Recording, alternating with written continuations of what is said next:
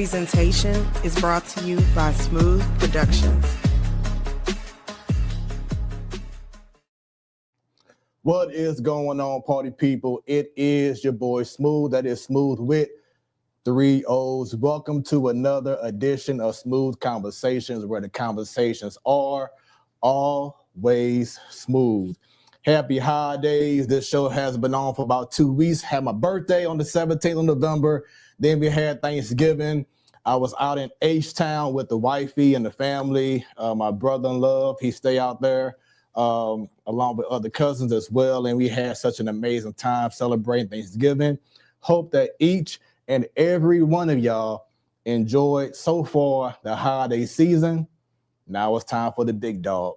Christmas is right around the corner, about 21 days away. So I hope that you are getting ready to just celebrate and love on each other.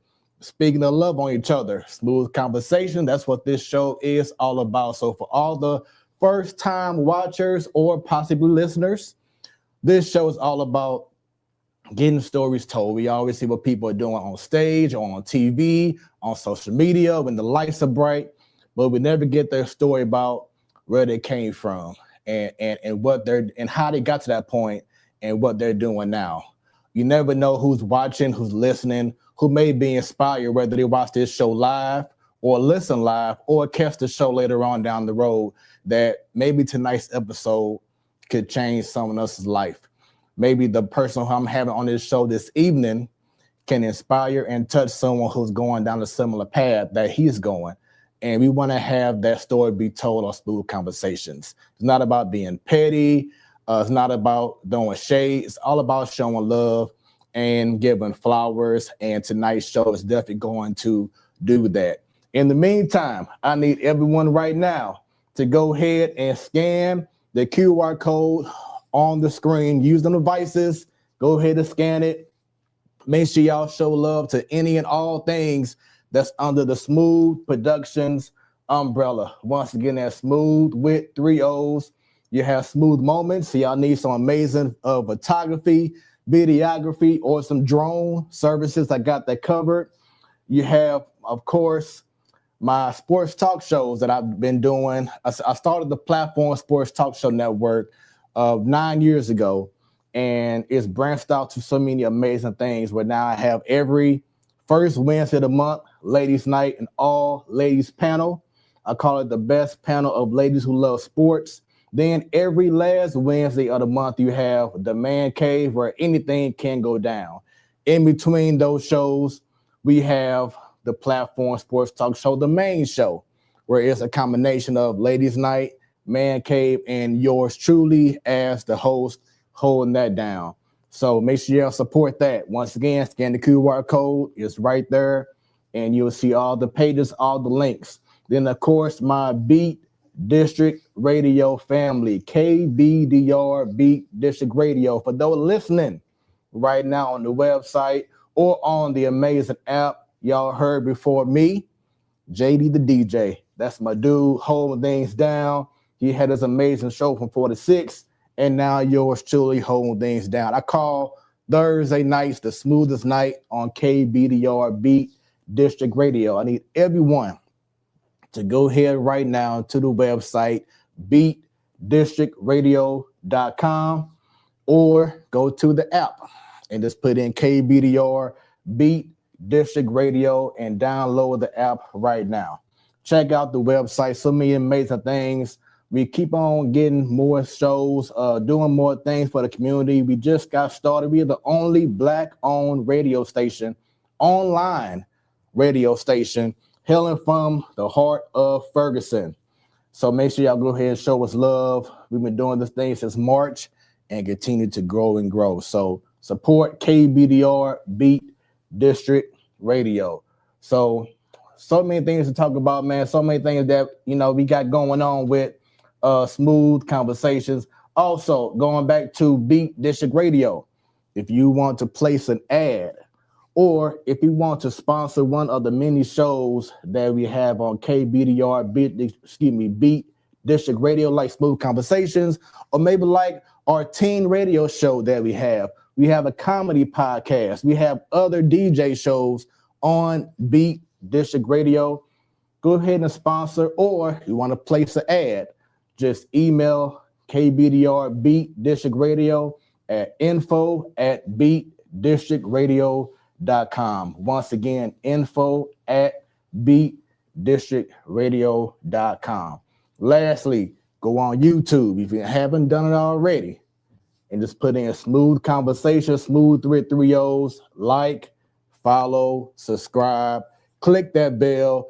Let's get more people tuned in, because I know that there's a million people right now who's missing out on something amazing, what I call truly my ministry, which is Smoooth Conversations. So go on to YouTube right now, Smoooth Conversations, and click that bell, subscribe, do all that fun stuff, and let's make it happen. Bottom line, y'all. So that's it right now for all the promos. Once again, Smoooth Conversations, where the conversations are always smooth. It's time to have a good time, man. This brother here, I'm honored to have on the show.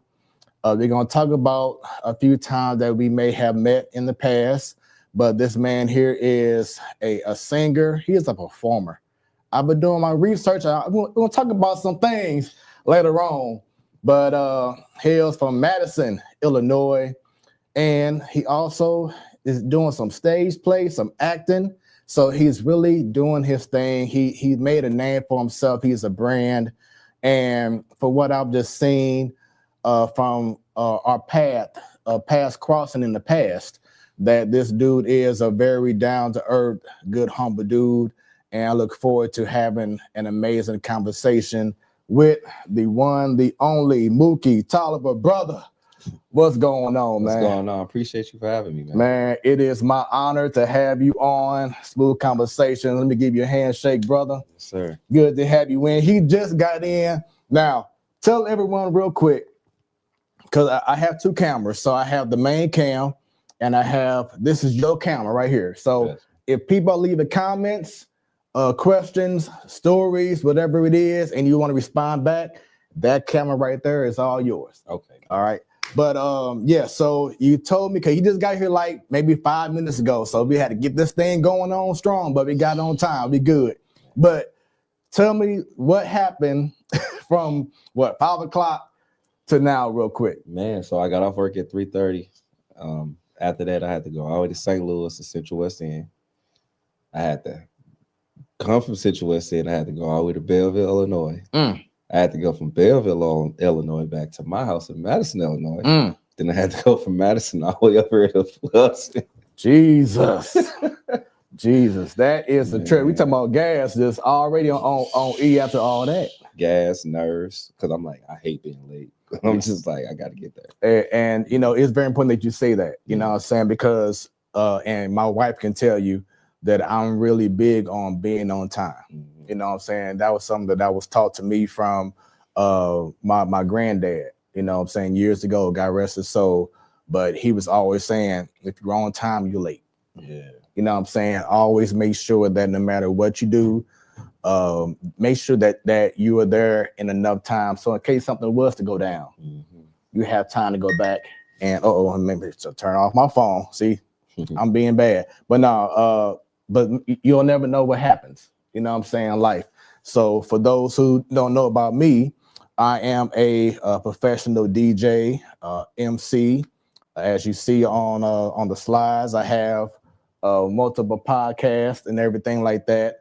So I'm a sound engineer. Anything in regards to production, just think of me. That's what I do. So it's very important when I do DJ gigs that I am, there 2 hours, maybe sometimes 3 hours early, just to make sure that everything is all good to go. The last thing that you want to happen is if a client comes in and see you still, or people are coming in and still see you setting up. Yeah. You know what I'm saying? It's not a good look. It's all about being professional. So we as a brand, especially a Black business, because we are a business, we definitely have to set the standard and making sure that we set the bar in regards to professionalism. What are your thoughts on that? No, you make a great point when it comes to professionalism. That's why I feel communication is very important. That's why I reached back out to you and I communicated you on what's going on versus leaving you with the whys on, you know what I'm saying? Because that's unprofessional. Just having you linger like, okay, what's going on? Then it's kind of like, okay, if I were to do something with him in the future, would this same thing happen? But because something happens, because anything can happen at any minute, he communicated in real time and let me know ahead of time that he's going to be a little bit late. Right. I feel like the communication in real time is strong and is very important. And I feel like it's more respected versus, non-communication. Exactly. So I said before the show, because like I said, he just got in, so he had time to really do his plug and getting everyone to follow this show tonight. So where your phone at, get everyone in. I'm gonna get you on the correct Wi-Fi. We're gonna do all this right now while we live. We got time, ain't no rush. We're gonna make sure that everyone is gonna show you love this evening, because you want to get all your people, man, your family, your friends, etc., to tune in to this show. So there we go. Get that in, and let's put in this code. Waiting for it to show up. Like I said, we live. We're gonna make this happen. We're gonna get all his people to tune in right now so they can show once again, show love, leave comments, share some stories. Y'all know, for y'all who know Mookie from back in the day. This is the time to go ahead and let's make sure that we get that going. All right, here we go. Let's see, join network. I'm just waiting for the option to put in the Wi-Fi password, so then you'd be good to go. So as we wait, I do want to say this. Once again, thanks for taking time out of your day. I know that life can be lifing and very busy. I love to always ask my guests, because 2025 has been crazy. I mean, from the moment that January the 1st hit, it was like, here we go already. So what has 2025 shown you, and what have you taken away from it? I can say perseverance, but it also showed me grit, and then just life lessons. I'm currently in a chapter in my life, which it's kind of ironic, but it's doing, with the situation with today, but just learning how to say no. Like I'm too busy wanting to, make sure everybody good all the time, and it affect me sometimes in the long run. But just learning to put myself first in like a lot of situations. This year went by very fast to me. And it was an eye opener too, as well, opposed to getting outside of music. This year I still did music, but I took more steps further to the acting tip, where it made me more believable in my acting. I did more stage plays. I did some short films. We recently just did a movie. Okay. And now I'm currently writing movies. So this year was a very creative year for me, and it was a challenging, year for me.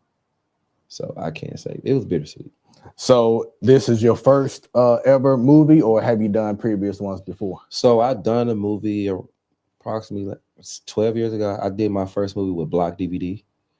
It was called A Reckless Victim, which is on YouTube right now. Okay. That was my first ever movie. And just me being the music artist and having music videos is kind of, definitely if you have a storyline, it's pretty much acting. And I always wanted to do something else outside of music. I feel like if you're gifted with something, take advantage of it and use it, because you don't know how you could get your foot through the door. Right. Maybe my calling right now isn't the music. That's still my calling, but for right now in real time, it'll be acting. Right now. And I maybe be able to break the doors with the acting versus, the music, but it's a different world. And all of those worlds can come to your world. Right. And that's something that I learned. And that's why I try to branch off. I network with people in different worlds, because you have the music world, then you have the cover music world, you have the poetry, and and then you have, you got your then you got the stage plays, Right. which is a theater. So many different levels. Yeah, to it. it's so many different worlds. But then a lot of the stuff coexists with the stage plays because the stage plays that I attended, I was still singing. Mm-hmm. You know, the movie that I was in, they used 3 of my songs. Wow. So before we get there, you can go ahead and if you want to share off of YouTube, you can now to your people because we want to get more people tuning in to hear your story be told right now. Once again, this is Smoooth Conversations. I apologize. We want to make sure that we get his peoples because he just came in. He had a whole trek from Illinois to Central West End to New York, back to Illinois to here. So I want to make sure that I give him his time to get his friends, family, supporters to tune in right now. So he just shared it off of one source. He about to share it off YouTube. So we want to make sure we get his people in. But once again, Smoooth Conversations, where the conversations are always smooth. And as he still, you good to go? Yeah, I mean, okay, cool. We can still talk. So so copy and paste it right as now. I was talking about earlier in regards to crossing paths, the last time I recall crossing paths with you was when Beat District Radio back in, I believe it was in June. We had our launch party, and I believe you came to the Hotel St. Louis. Yeah. And I was DJing along with Superman DJ Speed and Fat Mac. Yeah. And it was a whole vibe, man. Mm-hmm. It was a dose. It was grown and sexy. It was a fun time. It kind of brought back that back in the day of it didn't matter who you knew or didn't know. We're going to come together and have a good time. So I saw you there. Yeah. I saw you there, and I saw you just really enjoying yourself. Because I think Kalanda called you out. And it was like, they got Mookie in the building or whatever. So I'm like, oh, yeah. Mm-hmm. So then it made me think about, I believe we may have crossed paths, maybe doing like Word Up or something. Yeah, I go to Word Up too. Okay. Yeah. So that's what it was. So if you didn't know, myself and Energy, we started Word Up. Okay, dope. And yes, she came to me about the idea, says you need a DJ. And then boom, that just opened up everything. Mm-hmm. So when I heard the name, I'm like, the name sound familiar. And then I think he'd been to Word Up a few times. Mm-hmm. So I'm pretty sure it was Word Up or just being at Legacy Books and Cafe. Back in the day, I'm like, okay, I know I heard this guy. And then when I had Nico Smith on the show about a month ago, shouts out to Nico. I went to the 15-year anniversary show for Dirty Mug. Shouts out to them. And he mentioned you. In regards to just the talent, and he tagged you and everything. And that's why we're here, because you saw it. And I reached out to you like, hey, I want to get you on and have your story told. So, just talk about, man, the great times of Word Up and Legacy Books back in the day, for those who may not know about those great times. Oh, yeah, then. Right off Union. Yes. On Union. Yeah, on Union. Yeah. So, yeah, man. Oh my God. So Legacy. He took the glasses off. He took the glasses off. Because Legacy, go. It was, man, Legacy was fun. It was such a vibe. It was different. It was like a different type of vibe for me because I wasn't used to like that type of vibe. And it was like the first time I ever like set footing into like what I felt like what real poetry was really, really is. And just who told me about Legacy? I'm trying to figure out who told me about Legacy. I think I just found out from a flyer or something like that, and I came out and I was like, I want to do something. And then it was kind of like, Energy, Lou, they kind of fell in love with me from there. But overall, it's good people, good vibes. It's a great circle to be around. It's very positive. Everybody doing everything, everybody doing something in life. And it's not just about just talent. People actually have messages out there too. Like it's a platform for people who write books, any type of networking or promotion that you can get off of, they allow you to do that because they want to see you win. So it's all about just a community just coming together as one. But yeah, I started there, and then it branched out to, even more after networking with people. They they wanted to see me more, so they booked me for this and booked me for that. And I think after a while, Energy booked me for my own show there. Okay. I headline. Yeah. That's what it was. I had headline there, and it put more eyes on me. Yeah. And then once it put more eyes on me, you know, I just continued to like elevate. Yeah. So I recall those times, and once again, that's the beauty of Dirty Mugs, of Word Up. Yeah. Is people never judged you. Yeah. You know what I'm saying? It didn't matter if you did this, if you sang, if you bebop, it didn't matter. It wasn't no boo, get off the stage. It was all about support. Mm-hmm. So at that stage, when you was first starting out in Word Up, were you already like established, or you still trying to get your feet wet and get more exposure? So I was pretty much established.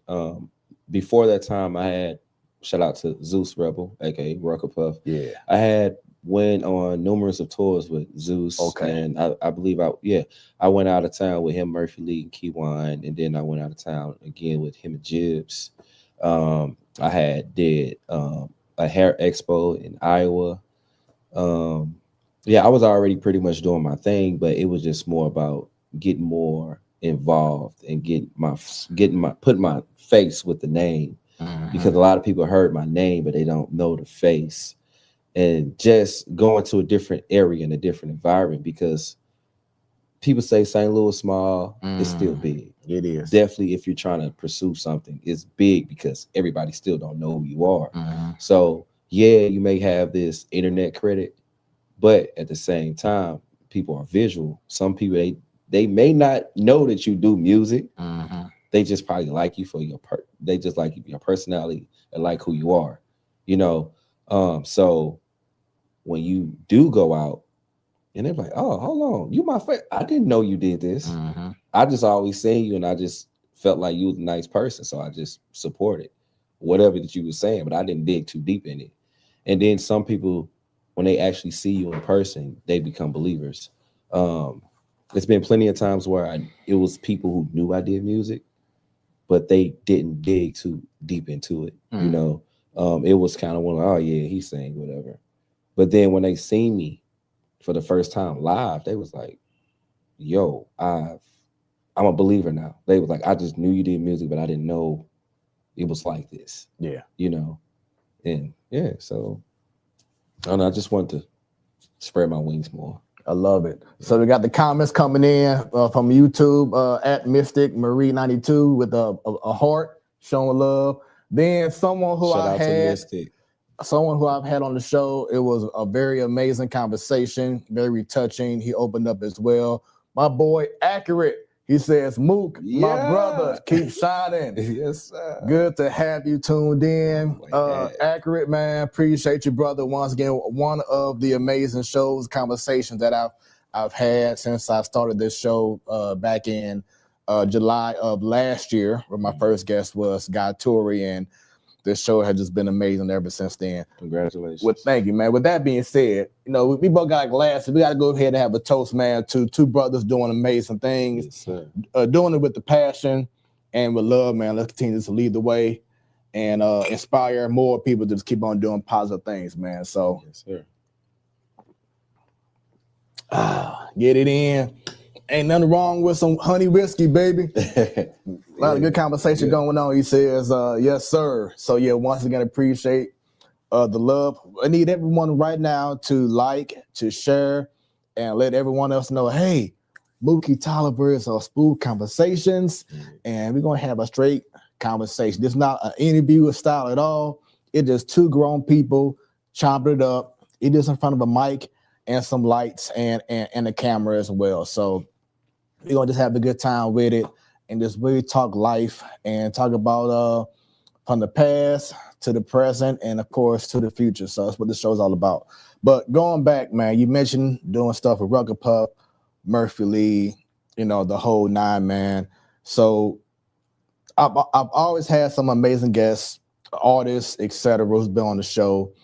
But I never asked this question until now because it came to my mind a while back and I wanted to ask you. But you know how the West Coast has a sound. You know, you hear a beat, you can tell, oh, that's West Coast. Yeah. New Orleans, you hear that, Yeah. you know, Go. it's a sound. DC, they have, like you said, go. They have a certain sound as well. Florida, ATL, down south, they have a certain sound as well. With you being an artist, do you feel St. Louis has a sound? If so, what is it? Or if not, do you think that we can? Because I think with us, we have like that mixture of a little bit of Western, but then we have, you know, that down south feel too. But do you feel like St. Louis or Missouri as a whole has a sound? Yeah, I it's as crazy as it may sound. I used to think St. Louis was before everybody. Because you know, you had the Nelly, then you had the Pretty Willie, right? Yeah. And you had that type of sound. Then you had the Shorty when he did the wop wop wow with the ratchet. He was ahead of his time because then years later, ratchet became popular in other states, and then they started doing songs about ratchet, you know, and all the other type of stuff. So I always felt like St. Louis always had that aura when it came to music. But if you're not that big of a caliber of an artist, you didn't get that visibility where it wasn't recognized. But I mean, I really can't say nowadays because what's hot, a lot of people adapt to it. So it's kind of pretty much people sound the same, like opposed to like rappers. R&B is very rare here in St. Louis. It's a lot of dope R&B artists here, but it's like hidden, you know, because it's nothing really trying to push and overflow the R&B here. You know, like you hear majority of our rap, you barely hear the R&B, but the R&B is like here, and the R&B is solid. Why is that? Because I've had you may know Strings EMB. That's my boy. I had him on here, and like I said, other amazing performers.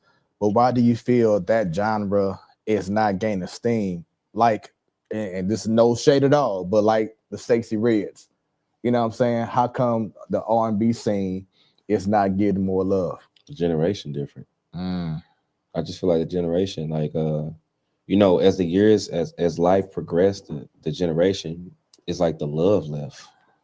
So everything is pretty much monkey see, monkey do, opposed to the internet. You know, the internet says this is the type of music we need to do. So it's kind of like you stuck on it. They're just like how I can say this generation, like this generation witnessed LeBron James. They didn't witness Michael Jordan. Right. So to them, Jordan is the GOAT. I mean, to them, LeBron is the GOAT. Same thing for the music. Like a lot of them at one point in time, they witnessed Chief Keef. Chief Keef was their GOAT. Now it's kind of like they witnessed NBA Youngboy. Youngboy is their GOAT because that's what they grew up on. They don't know, like their parents might have played old school music, but that's not what they're in tune with. So when it comes to R&B and that love, it's not there because they're in tune with something else.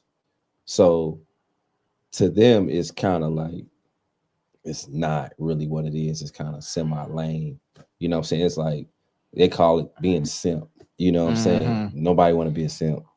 No soft boy or soft girl era here in St. Louis. It's like nobody want to be a simp, but it's like it's not being a called simp. It's not being a simp at all. It's just knowing who you are, loving yourself, and then being able to love others. And I had that same conversation with Dre Vocals. I had on Smoooth Conversations, and just about how the game is missing real R&B music. I brought this up to her. I was like, you know, you have, I know people are gonna say why you gotta say his name, but it's the truth. R. Kelly, his music, and others, Usher. But then to me, I feel like when Trey songs, when he first came out, loved it. One of my favorite songs is But I Gotta Go Right Now. Love that song. But then when he started coming up with Mr. Still Your Girl, it changed the mindset that it wasn't about I would do anything for you anymore. I love you and only you. Now it's about I want to see if I can take your wife. Take, you know, or some young ladies, you know, I'm gonna take your man, you know, from you, or, you know, whatever it is. It's like the message is being lost in regards to that real music. Like, I love Music Soul Child. His first 2 albums, oh my God. Yeah. But then when he came out with that dun dun dun dun dun dun dun dun dun dun dun dun dun dun, the radio song, then he kind of like lost what he brought to the table. Yeah. You know, so as an artist yourself and seeing this shift, is there something that artists like yourself can do to like say, hey, we need to find a way to bring real R&B back? Whew. I think I had this conversation too with a couple of friends of mine.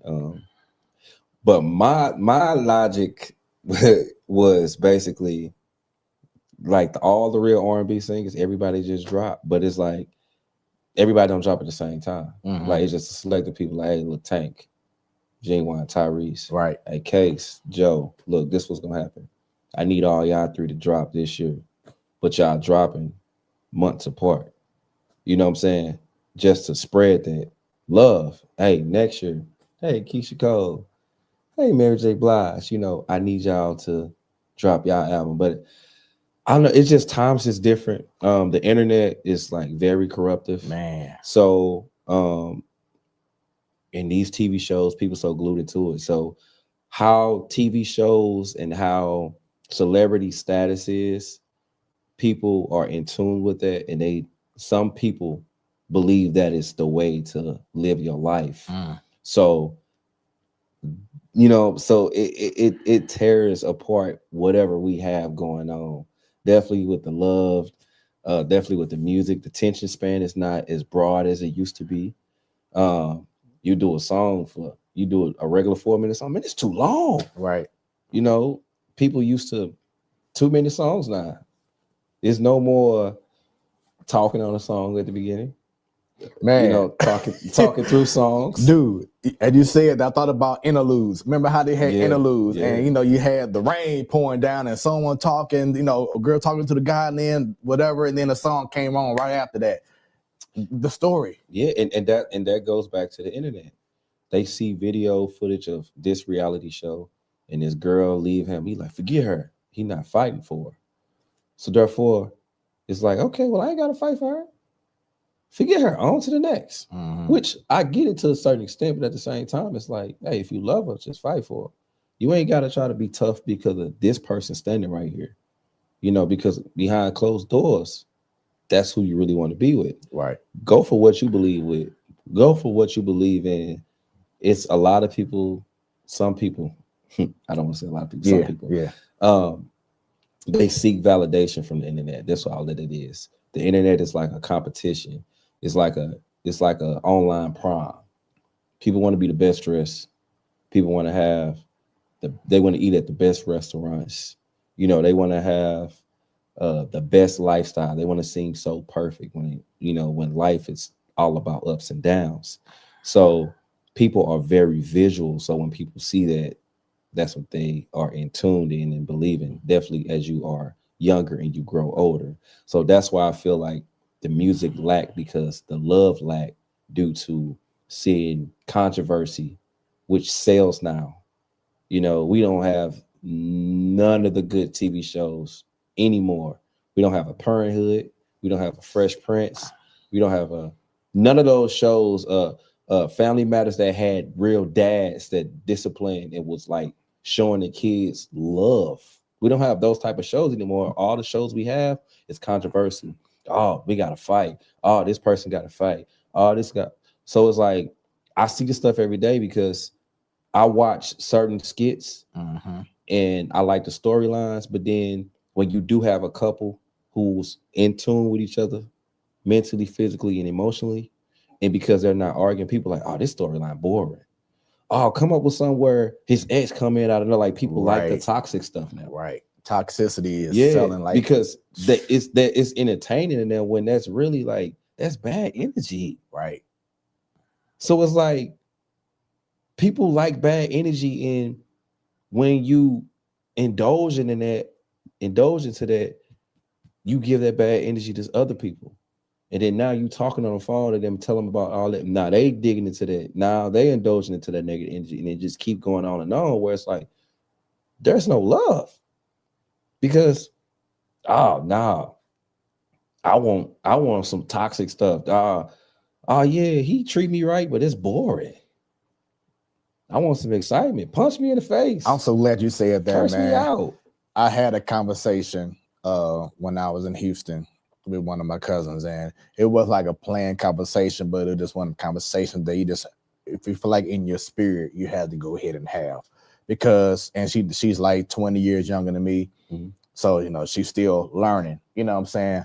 But you brought up the toxicity and the whole nine, and it's very important, people.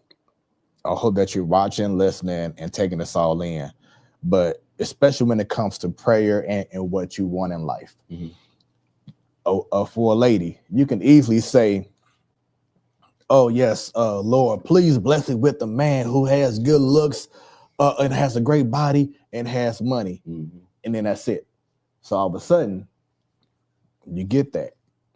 You get the body, amazing sex game, wealthy, but he treats you like a dog. He treats you like this. He treats you like that. You're not happy. He got 4 other women besides you. And now you feel like every other man is the same as him. Yeah. And the reason why that may have happened is because you only wished or prayed for a certain aspect. Yeah. The money, the body, etc. And you got that. God said, okay, here you go.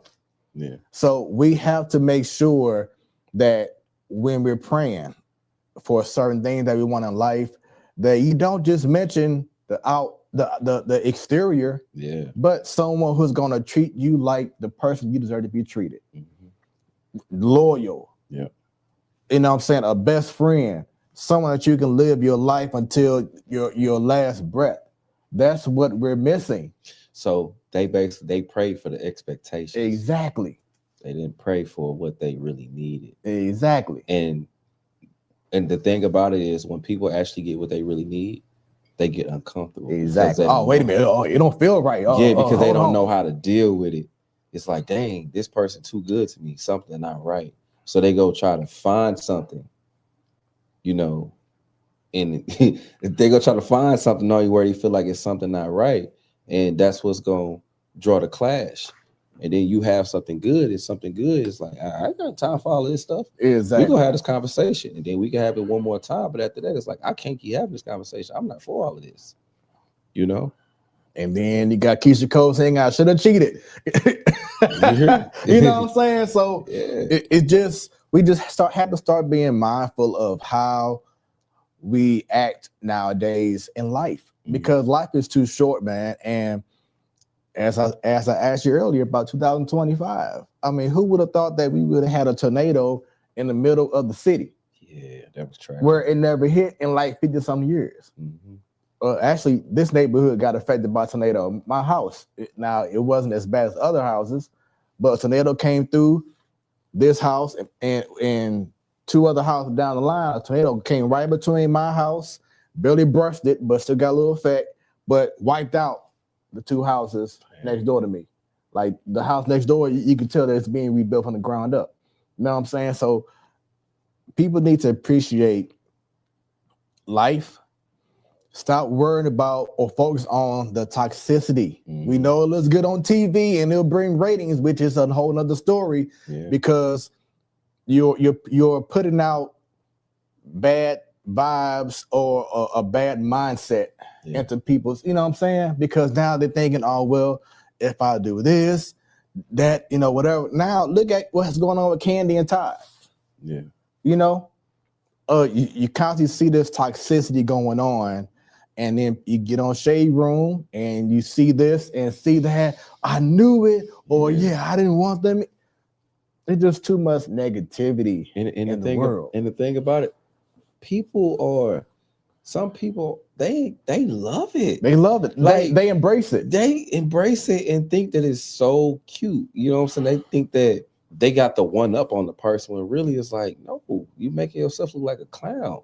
But it's like people indulge in it because they want to know what's going to happen next.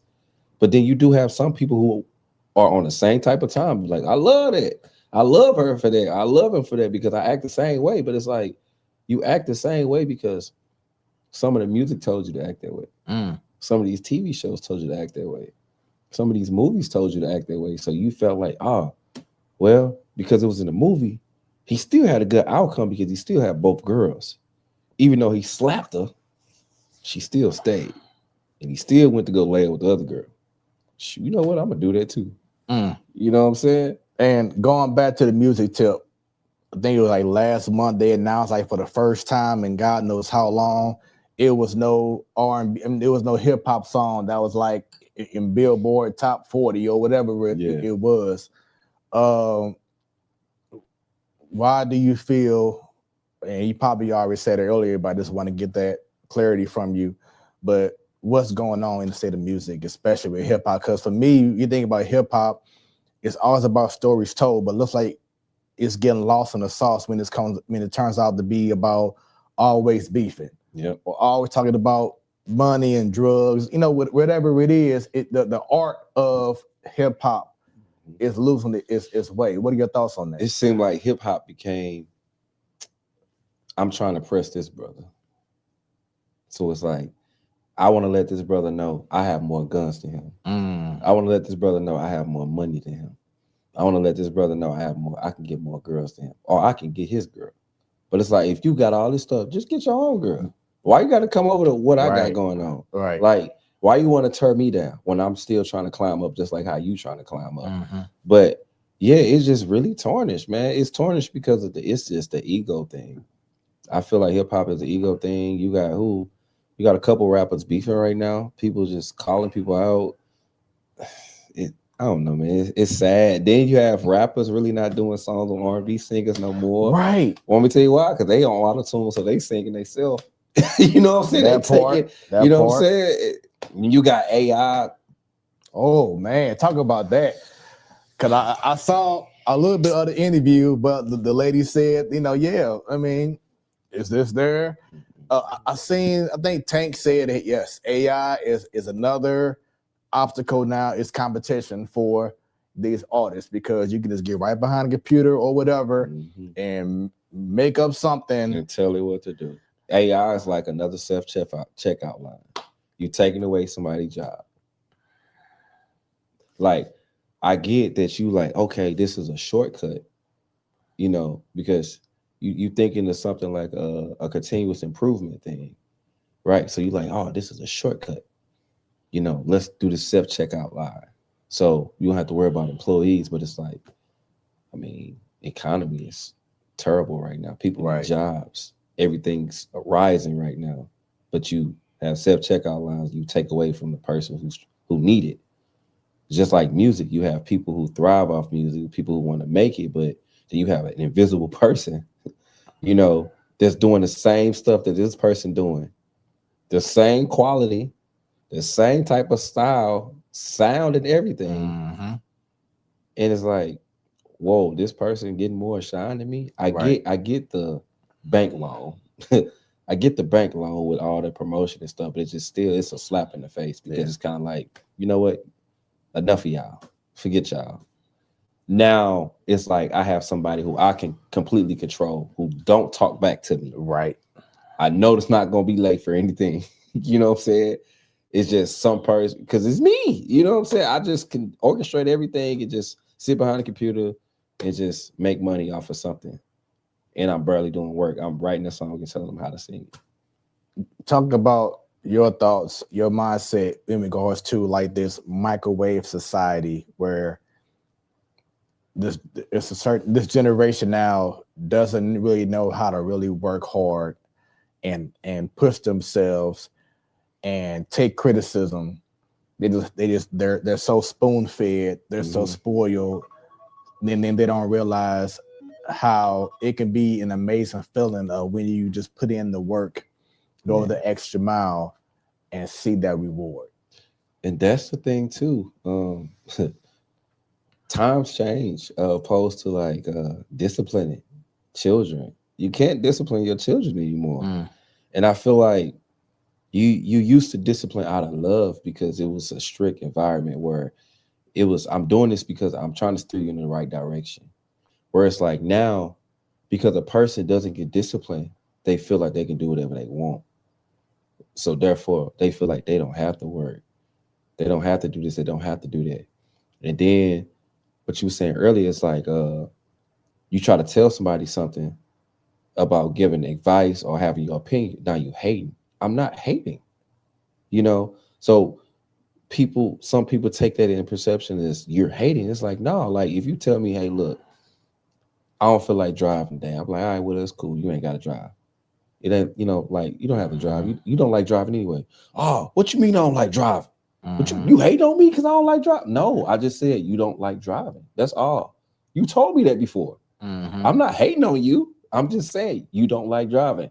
Yep. That's all it is. But some people take it as hate now. It's like you can't have an opinion in this world without people trying to say that you're hating on them. It's never it's never an opinion anymore. It's never an opinion. You hating, like that's the first thing people say is either you hating or you simping. And it is so, oh man, that is terrible to me, man. So I'm glad you brought that up because that goes to a segue, that a question I love to ask my guests, especially with you being in the St. Louis area, the crabs in the barrel mentality.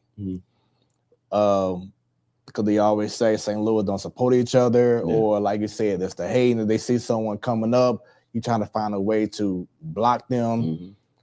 You mentioned doing stuff with Murphy Lee, Rugged Puff, doing with other artists, etc. I saw a picture in the past of you and Belle Durst, you know, so many different collaborations. So what comes into your mind in regards to competition versus collaboration? So with me, I don't see anybody as competition. I just stay in my lane and I just do what I do best. I just keep my foot on the gas. The reason why I was able to collab with a lot of people is because I just support everybody. I don't have a hate bone in my body. So if I see you doing something, I'm gonna try to pop out. Like I never had a hate bone in my body. Like I want to see everybody succeed. And I try to support everybody because I tell people support takes you further than you think. Right. You have people that sit up here on the internet and get mad at promoters, they get mad at club owners, they get mad at DJs because they like, oh, y'all not playing my song. I'm like, well, do you go out? Do you take them out to lunch? Right. Do you just go to the DJ for it? It don't matter. It could be 20 minutes, 30 minutes. Do you just go out there just to support that DJ? Hey, you want a drink? Oh, you want water? You know what I'm saying? Do you sit there? Do you let them know that you're serious? Do you have conversations with them versus the internet? Like some people want to see you in person because you'll stay on their mind. Right. I'm like, a lot of y'all don't do that stuff. Y'all just sit behind the internet and just be upset about what's not happening because y'all not doing it on foot and making it happen for yourself. And I'm a firm believer of just like support and take you a long way. Like I was supporting one of my friends, Jay Love. He had an R&B show. He opened up for Eric Bellinger. Dope. Shout out to Eric Bellinger. Dope R&B artist and songwriter. If you don't know who he is, he wrote some stuff with Beyonce, etc. Right. I went there just to support J Love. And some people was like, oh, you perform? I'm like, nah, I'm here to support. That's it. So after the show was over, the girls was like, can you sing? I was like, yeah. So I sang. I didn't know Eric Bellinger was standing behind me. He heard me. He was like, yo, you dope. What's your name? I was like, Mookie. He's like, look, bro, this was finna happen. We finna take a picture. He said, you go post it. He say, I'm a follow you.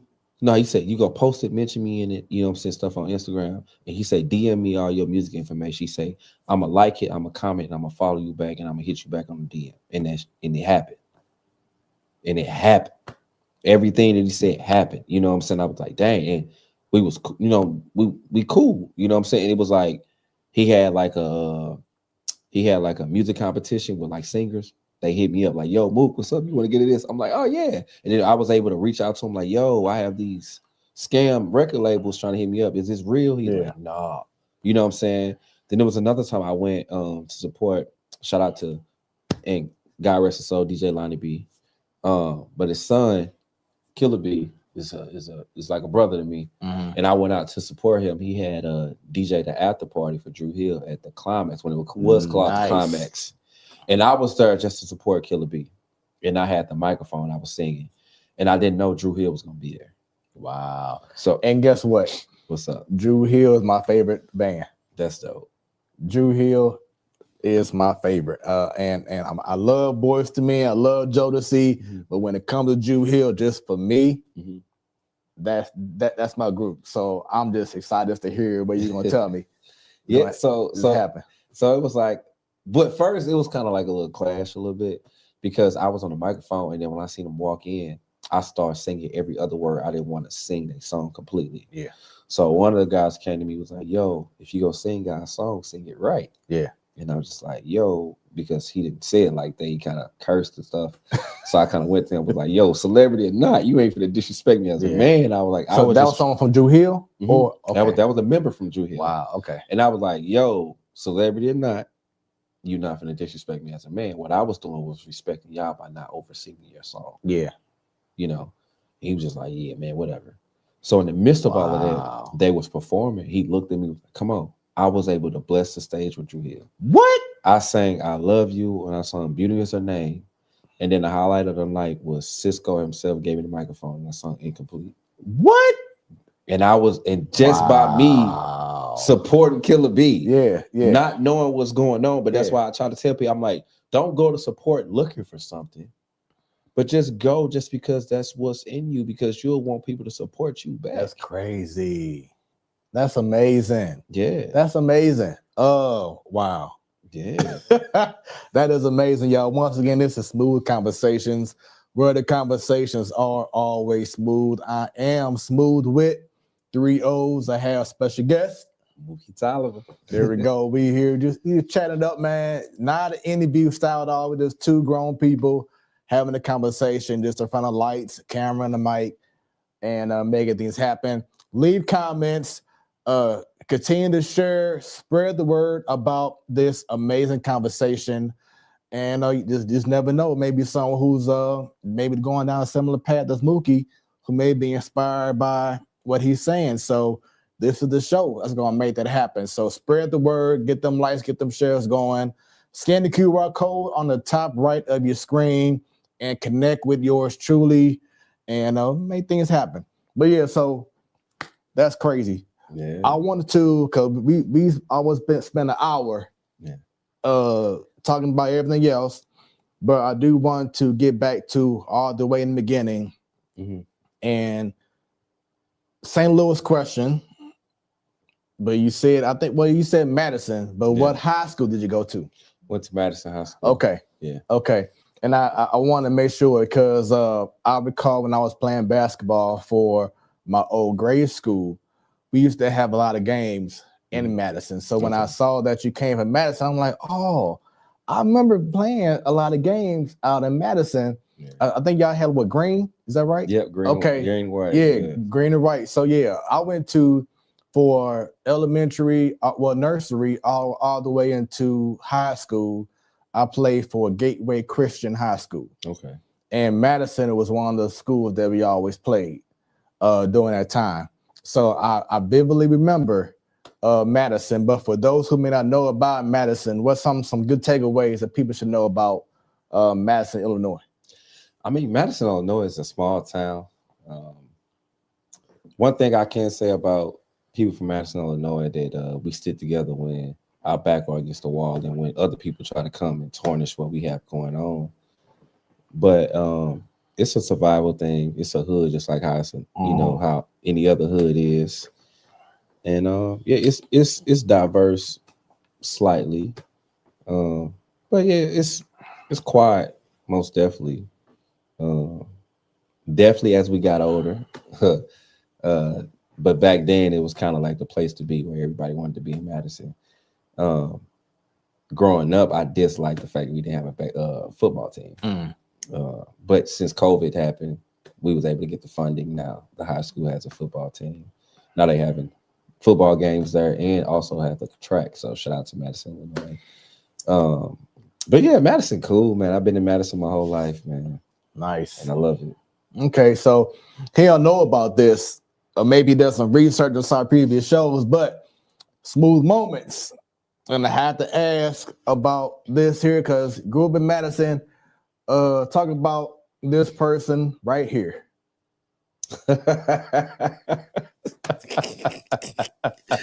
Oh man, Who is that little person right there? that's me. Baby picture. I was fat. I was fat, man. Hey, I love to eat food. Like I'm still like that to this day. My metabolism is starting to slow down. Yeah, mine did. So yeah, I'm gaining weight now. Yeah. My mama fed me real good. That's all I can say. So if I was to ask other people about how you were as a little, as a baby or as a kid, what do you think they would say? If it's my family, they'll probably say goofy, quiet. Yeah, that's pretty much it. Goofy, quiet. If you were to ask like friends or people from not you laughing, or people from like high school and stuff, they'll probably say quiet, but goofy at the right times. Talented because I was all into music. I also did flips, so I was actually a tumbler. Really? Yeah, so I never got to that stage. Yeah, Never so did. it was like I played 7th grade and I flipped for 8th grade. Wow. And then I flipped for 7th grade, played basketball 8th grade, and I was flipping for the high school. But I played every sport at my school that was there. I was about to ask you that next was what sport did you play? So you played it all? Yeah, I played it all except football. Okay. Baseball, cross country. I fell in love with that. But I did cross country just to stay in shape for basketball. But I fell in love with cross country due to the fact that, shout out to Emmanuel Wallace. He was like one of the top guys that was from my school. And I was able to keep up with him at practice. And coach, Mr. Boyd, was like, "You kept up with Manny?" I was like, "Yeah." So we started going to the cross country meets. People was like, "Yeah, that one guy, man, he's fast." And I'm just like, "Huh?" I'm like, I keep up with him all the time. So we had our meets, and cross country, for those who don't know, is you running 3 miles. And that last 200 meter, I left everybody. Ooh. I sprinted, and then it was like, who the guy to keep beating Manny? It was like, oh, that's me. They're like, boy, you fast. And it was like, it transpired to when I got in first place, my coach gave me a box of Krispy Kreme donuts. And I was able to eat like 3 to 4 and sell the rest in school because he brought it in because he was also my geometry teacher. So he brought it in that period. So I was able to eat my 4 and sell them all for like 75 cents to $1. And people like, man, you need to get in first place tomorrow, stuff like that. Or if I was at meets, I'd get in my mental like Krispy Kreme. I need this Krispy Kreme, and I just do that. I had offers. I dislike how I went because I had a scholarship to McKendree College. They wanted me to get like a couple more scores on my ACT, but I didn't know I could have took it outside of school. So that's kind of was like, a blinded area right there. Just waiting to retake it, and I never did. And next, I was a Hursto Hornet. I went to Hursto also. Yeah, so that's what happened. But I really had a scholarship. My recruiter name was Neil West. He came to all my cross country meetings. I went to state my first year doing cross country. I had offers from Western, Eastern, like a lot of colleges from Chicago was trying to get me and everything. So I played many sports too. I didn't play football in high school or anything, but I played basketball, played baseball, soccer, tennis. So I was a real rounded athlete, and I loved running. I was usually like the fastest person on my team, but I never did track. I did. I never did track. I kind of wish I did, just like do like maybe 200, 100, 400, whatever. But in regards to like long distance, like what you just said, I can see myself doing that. Like the cross country, no. But if you give me a nice sprint, I feel like I can beat anyone in the world. That's just how I felt, when I was playing, sports and running in general. But was it something that your parents wanted you to just play as many sports, or this something that you were just interested in doing? So it was something that I was pretty much interested in doing. It was just all about me just staying in shape for basketball. I had a real passion for basketball. And then I started having a passion for track too, because it got to the point where the coach didn't know what he wanted to put me in because I was good at everything. Whether it's short, long, like long distance, it didn't matter. And then I was also good at high jump. I was good at long jump. I was good at hurdles. So he was like, what do you want to do today? Because you can only do a minimum of 4 things, you know. And then I started teaching my other peers how to do certain things so I can stop and just focus on areas that I really want to improve in. But as far as my parents, my daddy wasn't around at the time. My mom had deceased when I was 9 years old. So I was raised by my sister. It was just all about me just using all that energy and just trying to still, even though at that time both of them wasn't physically there, I still wanted to make my parents proud, and I wanted to make myself proud, let alone my sister, who's my second mom. I wanted to just make her proud. So it was like everything that I indulge in opposed to my emotions, I just wanted to achieve everything. Yeah. So I think that's like where I'm at still, where you know, because losing your mom at 9, you'll never be the same. Losing a parent, period, you'll be the same. But that peace, that's why I always strive to achieve, because I just feel like I know she'll want me to keep going, you know, and I know she'll be proud of me because it is. That's your motivation. That's my motivation. That's what's up, man. That's what's up. We're gonna definitely touch on that later on, you know, in this show. Music. Yeah. So you brought up playing sports, but what was it that made you fall in love with music and want to take that to a different level? So you say you wanted to touch on it later on, but it's kind of intertwined with this. So after my mom passed, we had a family reunion coming up. That was the first time I ever wrote a song. So I wrote a song. I didn't know it was a freaky beat. It was that "Let's Make Love." Yeah, it was that beat. But I wrote a song and I sang it at the family reunion, and I dedicated it to my mom. And I seen how it moved everybody, and I was able to connect with people, you know. And it was like a good feeling because people still, it was like a good emotion let out. And I was like, okay, my words can touch people, and that means I can change, you know, the way that certain people think. So let me strive to do this. You know, my sister, she had friends that came over and they used to teach me songs. I used to sing it. You know what I'm saying? Like they taught me 112 Cupid. And then when I got probably in 6th grade, one of my friends lied to one of the teachers who was the mediator in the lunchroom and said I wanted to sing. And I was like, at that time, I ain't no punk. So I went up there, I sang a B2K song. And it was kind of like the girls was like, ooh. I was like, oh, hold on now, the girls coming. You know, and then that kind of transpired as I got older, where ended up getting a girlfriend, heartbreak. Wrote my first album.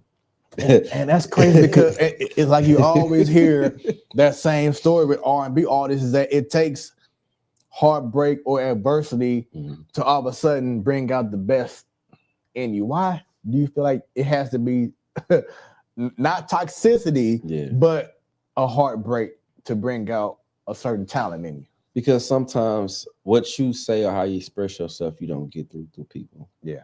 So the only way that you can release and actually feel relieved is writing it down. That's why a lot of people journal. That's why a lot of people write poetry, because that's their safe space. So it becomes a safe space for you to relieve how you feel. And music is the window to my heart. So I don't just write about stuff that I go through. I write about stuff that everybody go through, because I feel like relatable music is timeless music. And I was able to connect with a lot of other, like my friends and stuff like that. Like, man, I feel that way too about my girl. You know what I'm saying? She tripping. So it was like, oh, okay, so I ain't the only one. So let me continue to write songs, because everybody feeling it, you know what I'm saying? And everybody indulging into it.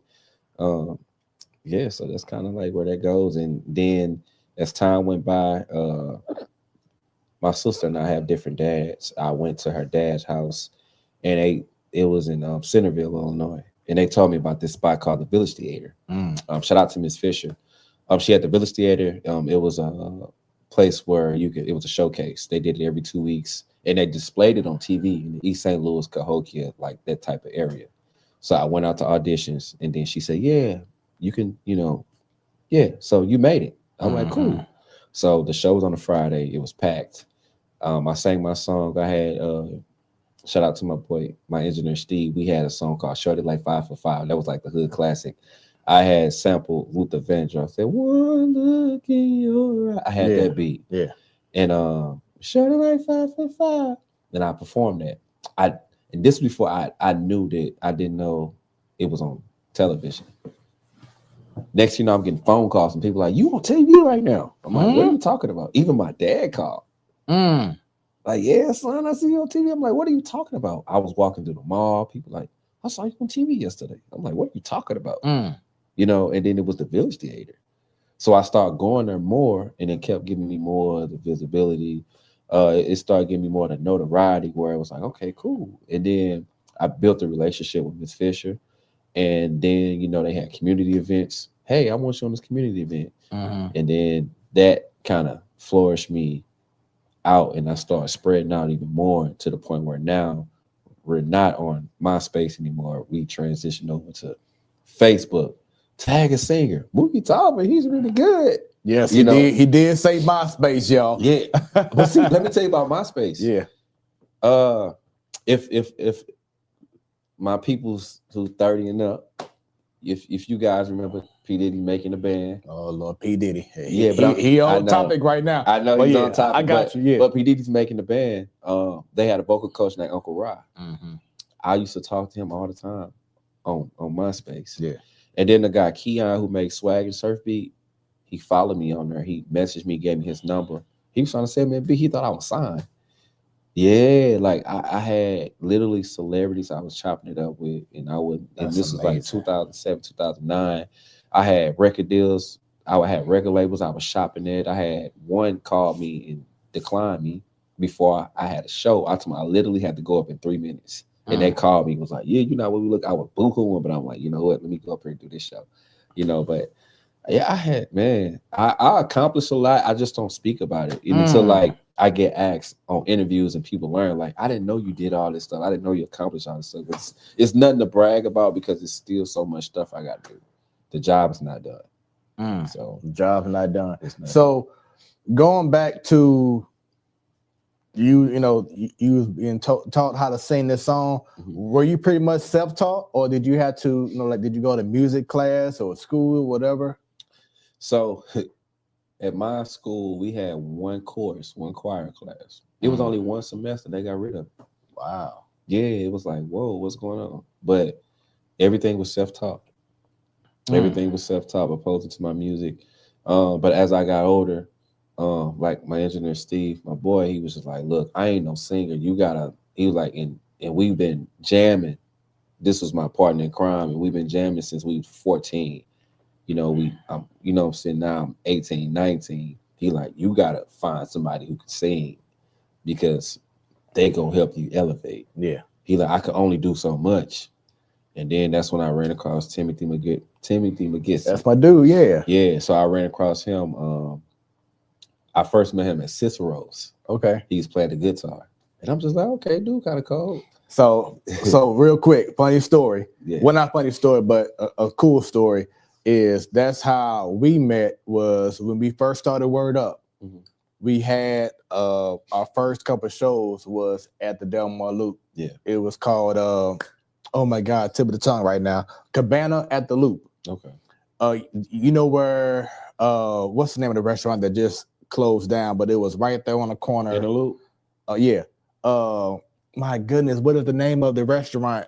Because they got two of them, but it was right there on the corner. I can't think of the name right now. It was started by Orlando Watson, a Prime 55. Prime 55, yeah. Yeah, so it was right there. Okay. So like Prime 55 had like I haven't been there, you know, when it was open, I wasn't there, but they have an upstairs and a downstairs in that building. And downstairs was where Word Up started. Oh, that's dope. And that's how I met Timothy McGimsey.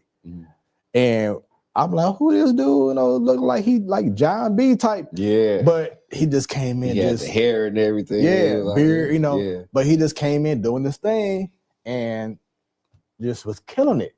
And so when you brought him up, made me think about him. So like that's just one of the stories of how Word Up has allowed me to meet so many people and to network and to see the progression. Yeah. You know, I always say progress is sexy. And especially when you see people who started out trying to get their feet wet and now all of a sudden getting major deals, going out the country, Yeah. and doing so many amazing things. Just like even yourself, even though you was already established, but still just putting your foot down in certain spots. Mm-hmm. It allowed other people to start recognizing you for your talent. So that's amazing. You said Timothy, but please, yeah, feel free. I just had to go ahead and bring the story up. But yeah, go ahead. He's a dynamic. He's amazing. Yeah. Timothy is the reason why I elevated as an artist. Really? Due to his creativity. You know, definitely singers hear different stuff, and him being a vocal coach. So that kind of helped me out because I never had a vocals coach. I always tend to go to like YouTube and stuff like that. Yeah. But like an in-person vocal coach is completely different. But I first reached out to Timothy. I had did a shout out to Frost Money and Hitterman. I had did a versus battle. This was years ago, and I went against this guy named Thrush, and Thrush played the guitar. And I'm just like, man, I can kill him without the guitar. I'm like, but nah, because he had a guitar and he had to sing. I said, oh, you trying to come? But then somehow the show got postponed. But he came there with the speaker. I'm like, oh, nah. Hey, yeah, what you got to do? So Tim pulled up with the keyboard, you know, and then it was a guy named Benny Rich. He played drums for me. So we had rehearsal, and that was the first 2016, the first time I ever started playing with a band. Yeah, that's the first time I played with a band. It was with Timothy. I won the versus battle, and they've been by my side since then, you know. But now it's like all my music, my production goes through Timothy. Wow. Yeah, it goes through Timothy. I deal with like I have other beat makers too as well, but like when it comes to like recording wise, my fresh demo, I go straight to Timothy because I know he's gonna hear things that I can't hear, and he's gonna help me elevate. So why not, you know, go to who's gonna help better me? And then I take it to Shock City, you know what I'm saying, and let them do their magic. Right. But yeah, Timothy's a phenomenal person, and I always recommend him to like every singer that like I'm like, look, Tim, you know what I'm saying? Tim, he a vocals coach, he'll get you right. Yeah, man, like, but yeah, Tim cold, man. And just speak on that. I know you talked about collaboration and competition, but just talk about being able to have so many great connections in the area. You know, like you about Timothy and Sonny Metcalf. That's one of mine. Yeah. Oh yeah, Sonny. Yeah. You know, just so many connections. Just talk about being able to have so many great talented people that you can just be like, hey, I need your help on this, or can you review this? Can you check this out? Talk about the importance of having a great village of people who support you and want to see you do great. Yeah, because the thing about it, you can't do it alone. You can't do it by yourself. Right. And it's nothing wrong with having help. Like, you know what I'm saying? It's not wrong. Like Kalani, like her husband, Jay Capo, him and Michael B. Witt. Yeah. The song I got with Sammy, you know what I'm saying? They was the one that produced the record. The song the beat that you heard earlier. Yeah. Joe Capo. Dope. Yeah. So WID. So what originally happened when I like Sammy, that's a national artist I grew up listening to. Yeah. And I originally went there for a beat, and I bought 3 different beats from Michael B. Witt, but he played WID. And I write all my stuff, but I didn't write that record. That record was pretty much, he had the verse and the hook. And he like, yeah, I ain't do nothing with it. He like, I'm finna transition over the country. I'm just like, okay. I got home, called my partners, like, I want that song. They're like, man, that's his. I'm like, did you not hear he say even do country now? Yeah. And he been sitting on there. He ain't doing that with it. Right. Come on now. Right. So I reached out. It took him like 3 weeks to finally give in, but he gave in.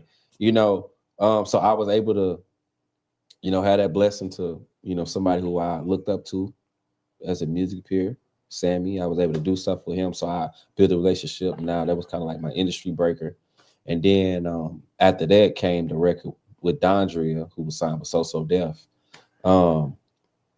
That's called Forever. I wrote that whole record, you know what I'm saying? So it was like I got that credit opposed to like the songwriting. I learned more stuff about business-wise, like definitely over the internet wise, like email wise, their wording, and how to be business oriented when it comes to like pricing, how you just approach the whole situation. yeah. Like I was able to learn certain stuff. I'm like, because I didn't know about the deposit, with Sammy and them. They was like, all right, well, this how much you. I'm like, dang. I'm like, well, I ain't got no team. I'm like, look, just give me a couple months. And I was working 12 to 14 hours a day. And I got all the money that they said. I was like, yeah, I got it. They like, all right, just send this much. I'm like, I been had that months ago. I'm sitting there like, you mean to tell me I could have been sent this? You could have been working on it?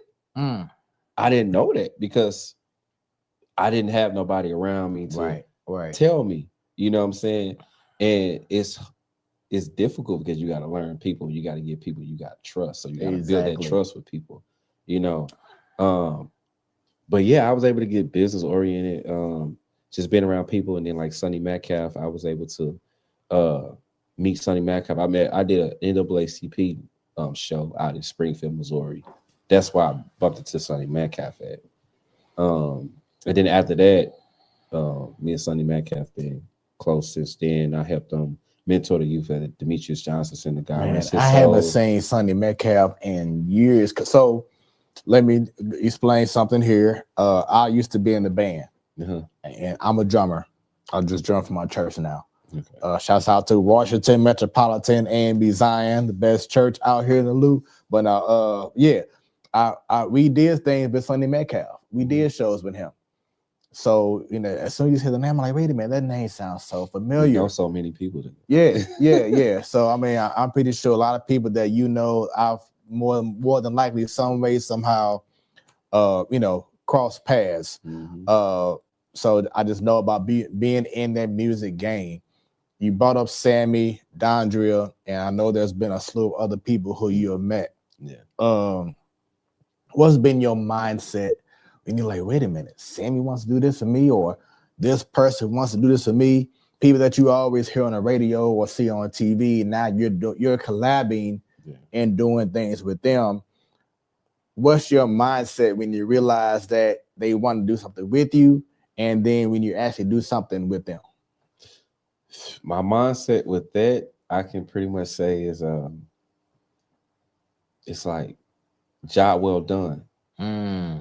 Like not saying that the job is done, but it's like they see you. You know what I'm saying? So that means, hey, we was doing 55 in the 60. Now it's time to do 60. So it's like, it's okay. You can press down on that pedal a little more. The police not gonna pull you over. You know what I'm saying? Like you driving the speed limit now. At first you was under the speed limit, but now they saw that you was under the speed limit. By you being under the speed limit, you was noticed. So now you're doing the speed limit. Now you able to elevate and you able to continue to grow, and go further. So I look at it as that. And then, like I said, social media is visual. Yeah. So now you put that out there. People like, hold on, he's doing something, and that's why I always tell artists, never get discouraged and never be upset about you not being with a show, being on the show here. I always tell them, you can do the footwork here, but when you do promotion ads, don't do it here. Do it like in big markets.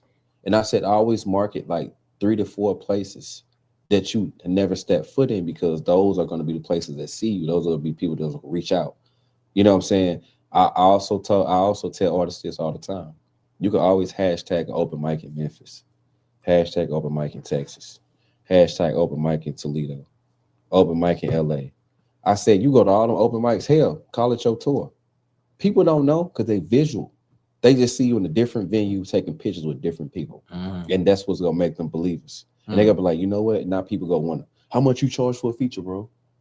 Because you're moving to them visually, not knowing that it's really not a tour.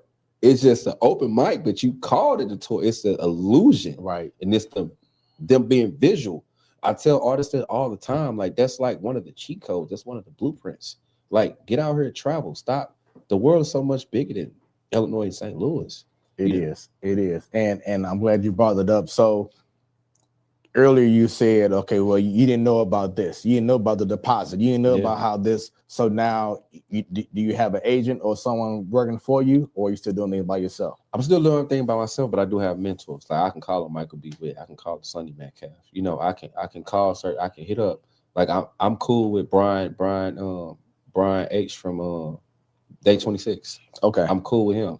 I'm cool with So For Real, the group. So For Real. So it's like I can hit certain people up and be like, hey, you know, this don't sound right, or what do you think it is? And they can say, hey, you know, no, do this, do that. You know what I'm saying?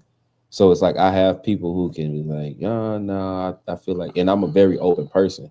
So I feel like anything that's gonna help me elevate, I'm gonna trust your opinion, because not just saying because you're older, you know better, but a lot of people, it definitely, if you're in the music business for a long, you're more seasoned, so you done seen it all.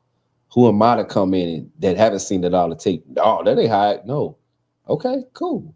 We go try it your way. If it fails, hey, so be it. It might have failed my way, so why not? It's a 50-50. Right. So that's how I am with everything. So I'm able to just call my peers. And then I have like my brother Nine, I got Telly, you know, I got a couple people, Killer B, I got Rob C, I got a couple people who I just talk to amongst a group and be like, hey, what does this sound like? What do you think about this? And they be like, oh yeah, you know, nah, that don't sound right, because they aren't yes man. So they're gonna tell you how they feel. How important is it to not have yes man? It's very important. Even my sister boyfriend like that. My sister boyfriend be like, Rick be like, hey Moo, and that was booty. He's like, man, that was corny, bro. You could do way better than that. And I'm like, all right. And he challenged me. He challenged me. Now come back and be like, oh man, what songwriter y'all got? Who you top in your basement? Who writing your songs? Because now he like, this is amazing. Yeah. You know what I'm saying? So it's like just having those people to have that criticism, and you've been able to, and that's what a lot of artists fail to realize, is that they felt is that constructive criticism. They don't know how to take it. They go back to, are you hating? I'm not hating. You asked me my opinion. That's just my opinion. I want to see you win, so I'm gonna be honest with you. But it's like, if you don't want to accept it and be receptive to what I'm telling you, then it's like, it's pointless. Yeah. You'll never grow in music.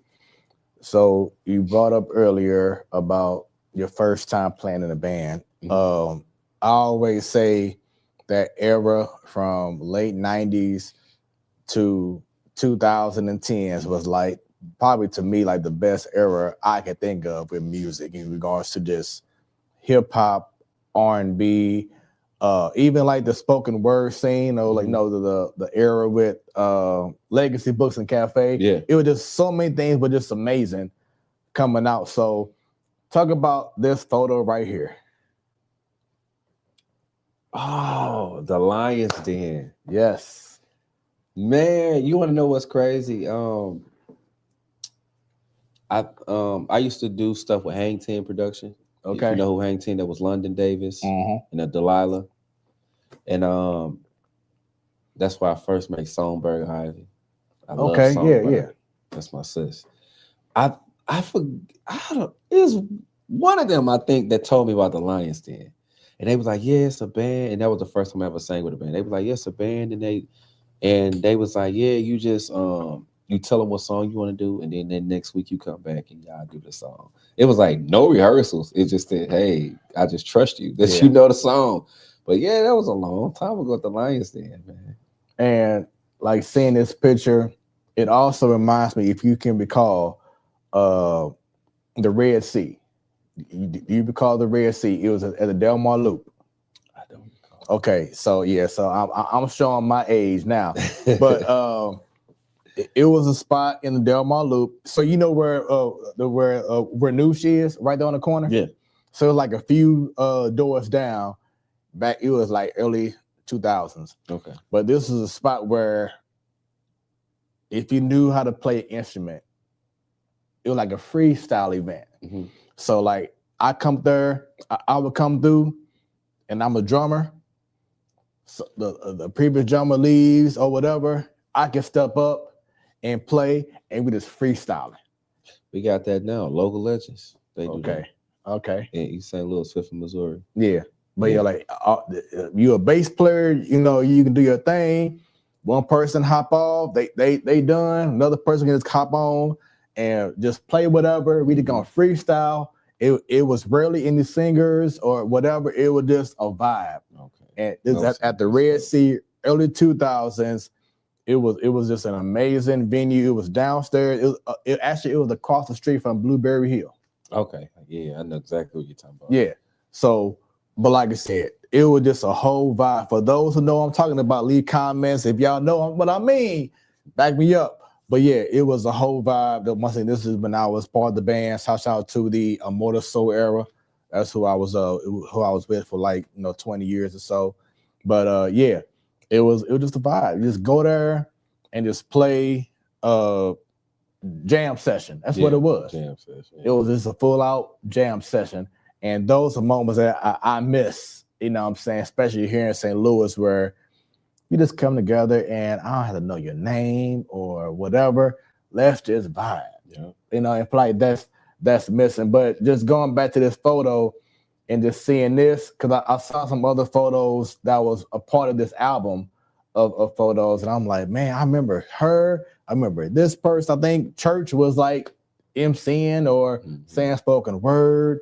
But it was just so many great memories of that time frame. So when you think about the early 2000s, what comes to mind for you? Because like I said, I know for me, it was just all great vibes and energy. And I always would say how Legacy Books, every Friday night, if you wasn't there on time, you got to park down the street because it was just jam packed. You had to stand up. Yeah. My band was the house band on Friday nights for a nice period of time. This is when Lewis was hosting. Yeah. And I mean, like I said, it was just jam packed. If you didn't get there a certain time, you couldn't park, you couldn't sit down, you had to just lean on the wall, and no one complained because it was just the whole vibe. So talking about just that era.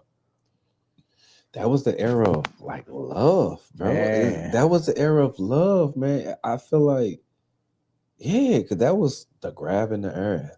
That was the in the rain, being outside and dancing in the rain type of era. You know what I'm saying? Yeah. It was very nostalgic. And it was just the energy was everything. But that's why I said it's just that generation. Then we just lost. We just got lost after that. And then as you say that, I saw this photo and I wanted to show this because I want to talk about Mookie Toliver, the performer, and how important it was to perform. Shirt off. Oh yeah. Doing your thing. Just talk about the importance of being a performer. So me, I feel like I wouldn't want a record deal, but if I can get a deal where I can just perform and showcase my talent, I'd do that. If I could just be on the road, no, like even though that don't exist, no TRL approved appearance and like just no 106 in Park. No one, because I feel like just for me, just allowing my story to be told and allowing for other people's story to be told. Because I said, like, I write relatable music, and just being that healing, being that laughter, being something that people can gravitate to and just enjoy. I just love to see the faces, the smiles on people's faces. I love to see that energy because, music, what you dish off is energy. So it's like when you have good music, you have that good energy and you sense it. So it's like with that one, that was at Pop's Theater. I think that was from, I had opened up for an artist. He had just got signed to Columbia named Farrah. Shout out to Justin Little and then my boy Frost Money. They was able to plug me in. That sound familiar, Justin Little. Yeah, he used to be a promoter. Okay. And that was my first show actually at Pop's. And I had Timothy and I had Ben behind my back, behind me when it came to this situation. But I just wanted to do something a little different. Wanted to take my shirt off for the ladies. But it's different. Like, it's different when you come to a Mookie Toliver show with the band, because you don't know what to expect. I give out roses to the women. Yeah. A couple months ago, I upped the ante, and I fed grapes to the women. So so it's like you don't know what to expect, but you expect with me, you expect a good time. Like at a Mookie Toliver show, you gonna laugh. We gonna worship too. Like my last song, Really? Majority of the time I sing Never Could Have Made Okay. It. We go worship and we just go vibe out.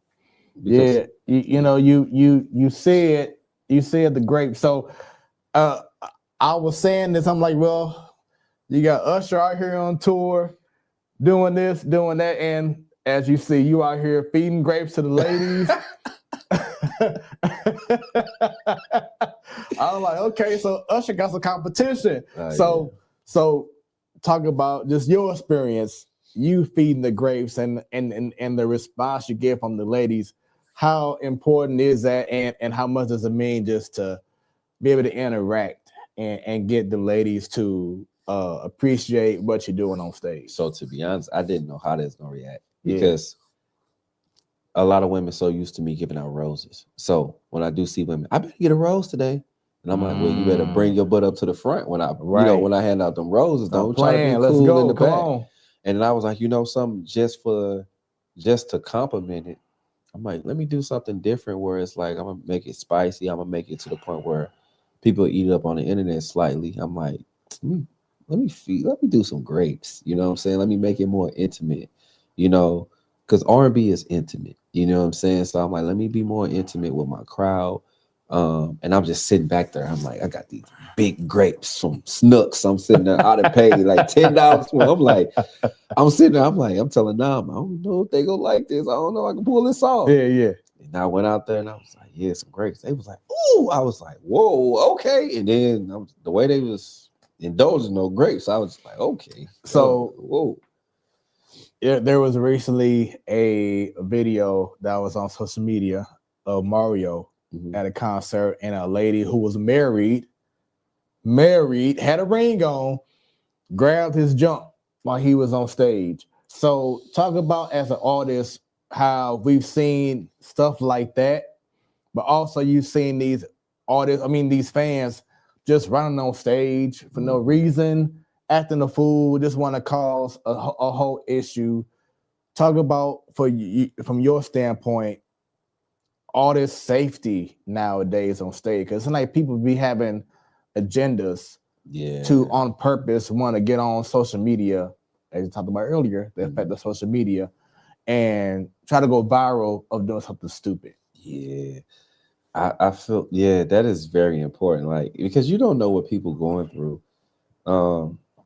and it's tough to say, because back then growing up, you seen how women fainted over Michael Jackson. And sometimes you don't feel like you can probably have that effect on people too as well, because you don't see what other people see in you, because you're your toughest critic. So you don't know how the person technically feel about you. And you don't know if the person is technically trolling. You feel me? Because you get paid off Facebook now. People get paid off. So it's like a lot of people do everything just to get paid. So it's kind of like you don't know what to expect. You don't know what's real, what's not. But I feel like an artist, security is supposed to be up to par, because the artist is the brand, and the artist is the breadwinner, and the artist is basically the trophy that people came to see, that entertain. So you're supposed to make sure that trophy is shining all the time and is sealed behind that glass. You're not supposed to allow anything to come near that trophy unless it's approved. But yeah, her touching his whatever, that's uncalled for. But at the same time, she been somewhere else where they allowed it. So I haven't had the opportunity, but after this conversation, I definitely have to make sure that we make it happen. But I haven't had the opportunity to see a Mookie Toliver show. So for those who may not be aware of Mookie Toliver, what can people expect in regards to your music? My music is the essence of R&B. Like I have a song called Love Me. I feel like it's epitome. Remember I told you about people don't talk. I talked at the beginning of Love Me. When people hear Love Me, it's like, dang. Some people, they played it at their wedding, but you will hear real life connections. It's very relatable music. You come to a Mookie Toliver show. I'm a very funny person, so my humor is everything, and I add my humor in the show. So it would never be a dull moment. It would never be a dry spot because I'm gonna do something kind of stupid because they call me slow a little bit, where it's gonna make you laugh. So you're gonna laugh. You're gonna be in your feelings. You're gonna be happy. You know, you go dance, and then you go worship at the time being. I also shout out to Alonzo Thompson. Yeah, I got a show coming up pretty soon at the City Winery. So in January next month. Nice. Let's talk about this moment and being able to just serenade and woo the ladies. So that was actually in Atlanta. That was the first time I went to Atlanta, Georgia, and performed. Shrine Fact. I can't remember the lady name that booked me, but it was Shrine Fact. Her name was Amber Tay, I believe. I still remember she actually hosted that event. But it was my first time in Atlanta. So that was my first time traveling and doing a show out of town. It was dope. It gave me the courage to just want to continue to travel. Later on, I went back to Atlanta. I did a show in Camp Jackson. And then I landed Arkansas Baptist College Homecoming. I was able to do that. And yeah, I've been traveling since. I've been to Brooklyn, New York with J House. I've been in Houston, Iowa. To be honest, I've performed in probably like 7 to 9 different states. How amazing is it for your talent to open doors for you?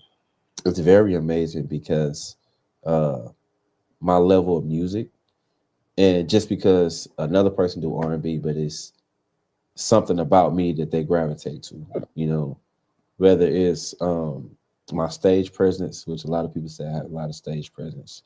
So it's first my energy that I give off beforehand, and then followed by my stage presence, then followed by my music, then then the vocals. And then just me just going back out and networking with people. I think that plays a major part on like the success and attachment that people have towards me. I saw this photo. I was like, man, you had girl just lost right here in the sauce. So that was at the Climax. That was at a J Wow. House event. I remember that. Yeah. Dang, that's crazy. I've been at this for so long, man. Dang, that was like 2010 or something like that. I don't even wear scarves like that. That's crazy. And I had the low cut. Right. Yeah. Right. That's amazing, man. The longevity is a beautiful thing to be able to still just do your thing. That shows that you're still being relevant and still making things happen. Have you been able to travel out the country yet? Not yet, man. I actually I lost to my sister in this competition. Shout out to Shylan, man. She's a dope, phenomenal singer. I was actually favored to win the competition, Maestro Frio. Oh yeah. To go to Dubai. I was the favorite to win. And then my sis got in that competition. She had them stems. Them stems when they hit them speakers and everything. And she had her background dancers. Just blew me away. So I didn't. She won, okay. And she ended up going to Dubai. Okay. Which I didn't mind because I'm like, I love Shylan, I love Valencia, I love strings, E&B. So it's like those like my Infinity Keys. Those like my dogs. You know what I'm saying, Rob? Those like my dogs when they come to like R&B. Like those my dogs. So it's like if I lose, I wouldn't be mad if I lose to them. You know what I'm saying? So your time is gonna come, man. Your time is definitely gonna come. Let's talk about this, man, because I brought up earlier in the promo in regards to you coming up on the show and everything, that not only are you singer, but you also have gotten into the acting and being on stage play. So talk about this and what made you want to get into stage play. So stage play, I think my first stage play, shout out to Allie Mae. I was in a stage play called Ann Phoenix Bell. She wrote the first play. It was called Enigma, A Family Bound a Secret. I played Cavante. That was my first ever stage play. What it was I had made a Facebook post and I said, hey, look, I'm not giving up on music, but I want to try something different. You know what I'm saying? If I'm giving myself this time frame, if something don't shake within that time, I'm gonna exercise my talent and my gift somewhere else. And Allie contacted me like, hey, what you think about doing a stage play? Do you want this? You know, and I'm just like, oh yeah, I'll audition for it. And I auditioned for it and I got it. And Cavante was a no good brother, a moocher fresh out of prison, abuser. And I was able to land that role. Shout out to Herman Gordon too. He's part of it. But I was able to land that role and I learned as the shows progressed. We did like 4 plays within that weekend. And I was able to progress and people was like, dang, like, yo, you did a great job to the point where people didn't like me. That's where you know you're doing good. Yeah, so then it transpired to Ion Productions, which that photo right there, though Ion Production is originally from Miami, they're from Florida. Okay. So I saw an ad that they triggered out because they go around from state to state and they do stage play. They bring the plays there. So they had auditions and I'm like, you know, I want to get into this. And I auditioned for it and I actually got the lead role. The other lead role, I was Dr. Damian Allen. And yeah, I was singing on there too as well. And it was something that I felt like it was fun. It was challenging because it's not like a movie where you can cut and come back in and perfect your lines. No, this was live. Something, that you have to, this is real time. This is live. Like you have to. And I was able to, ad lib and, spice the things up and stuff like that. But it was great. And then we had another one called Unequally Yoked that we just did earlier this year. And it was my uncle's first time. He's a pastor.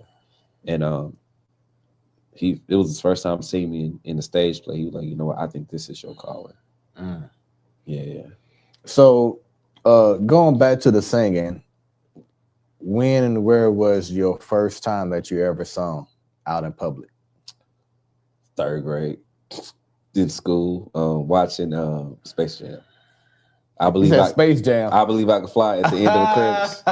I was trying to be funny in class. Yeah. And I was trying to mimic R. Kelly, but all of a sudden they like, wait a minute, you sound good. Exactly. Wow. So that's what happened. That's crazy. And then it transpired to my mom. I mean, the family reunion when I sung in front of that crowd, and then 6th grade when I sung in front of everybody at lunch, and then so forth.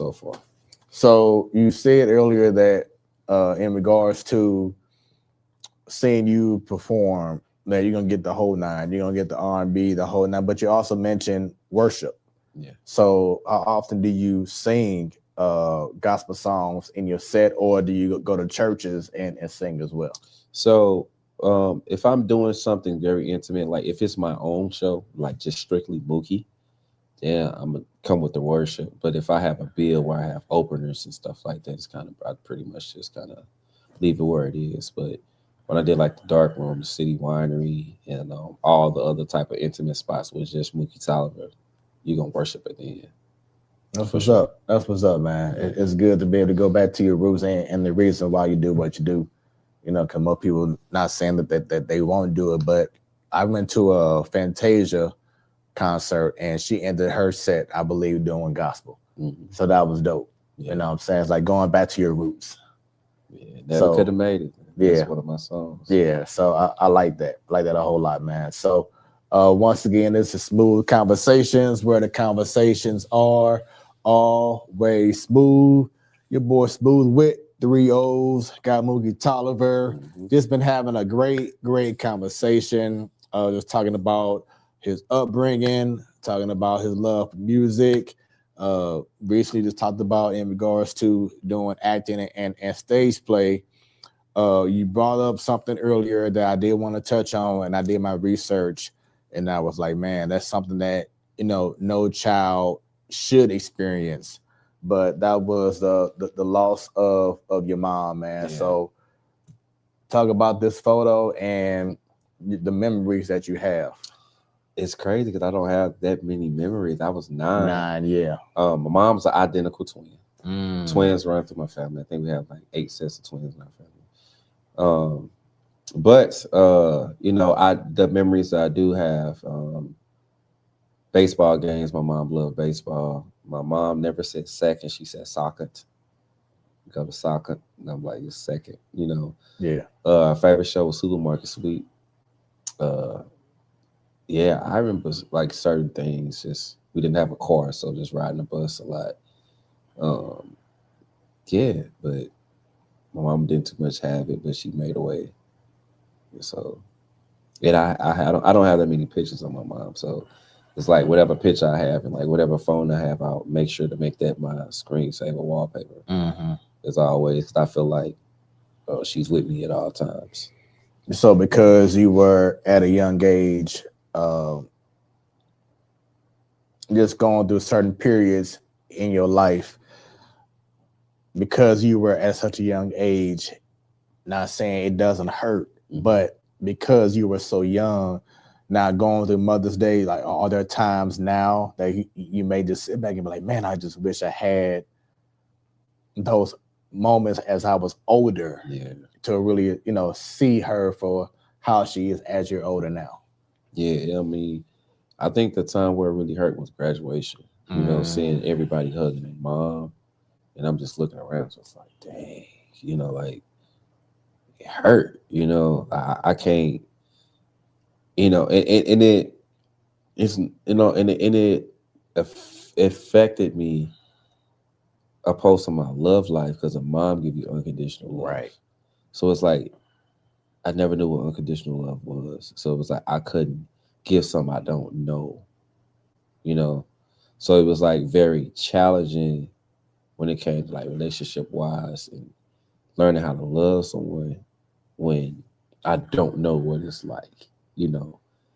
So that was kind of like one of my declines, one of my errors that I worked on in life in general.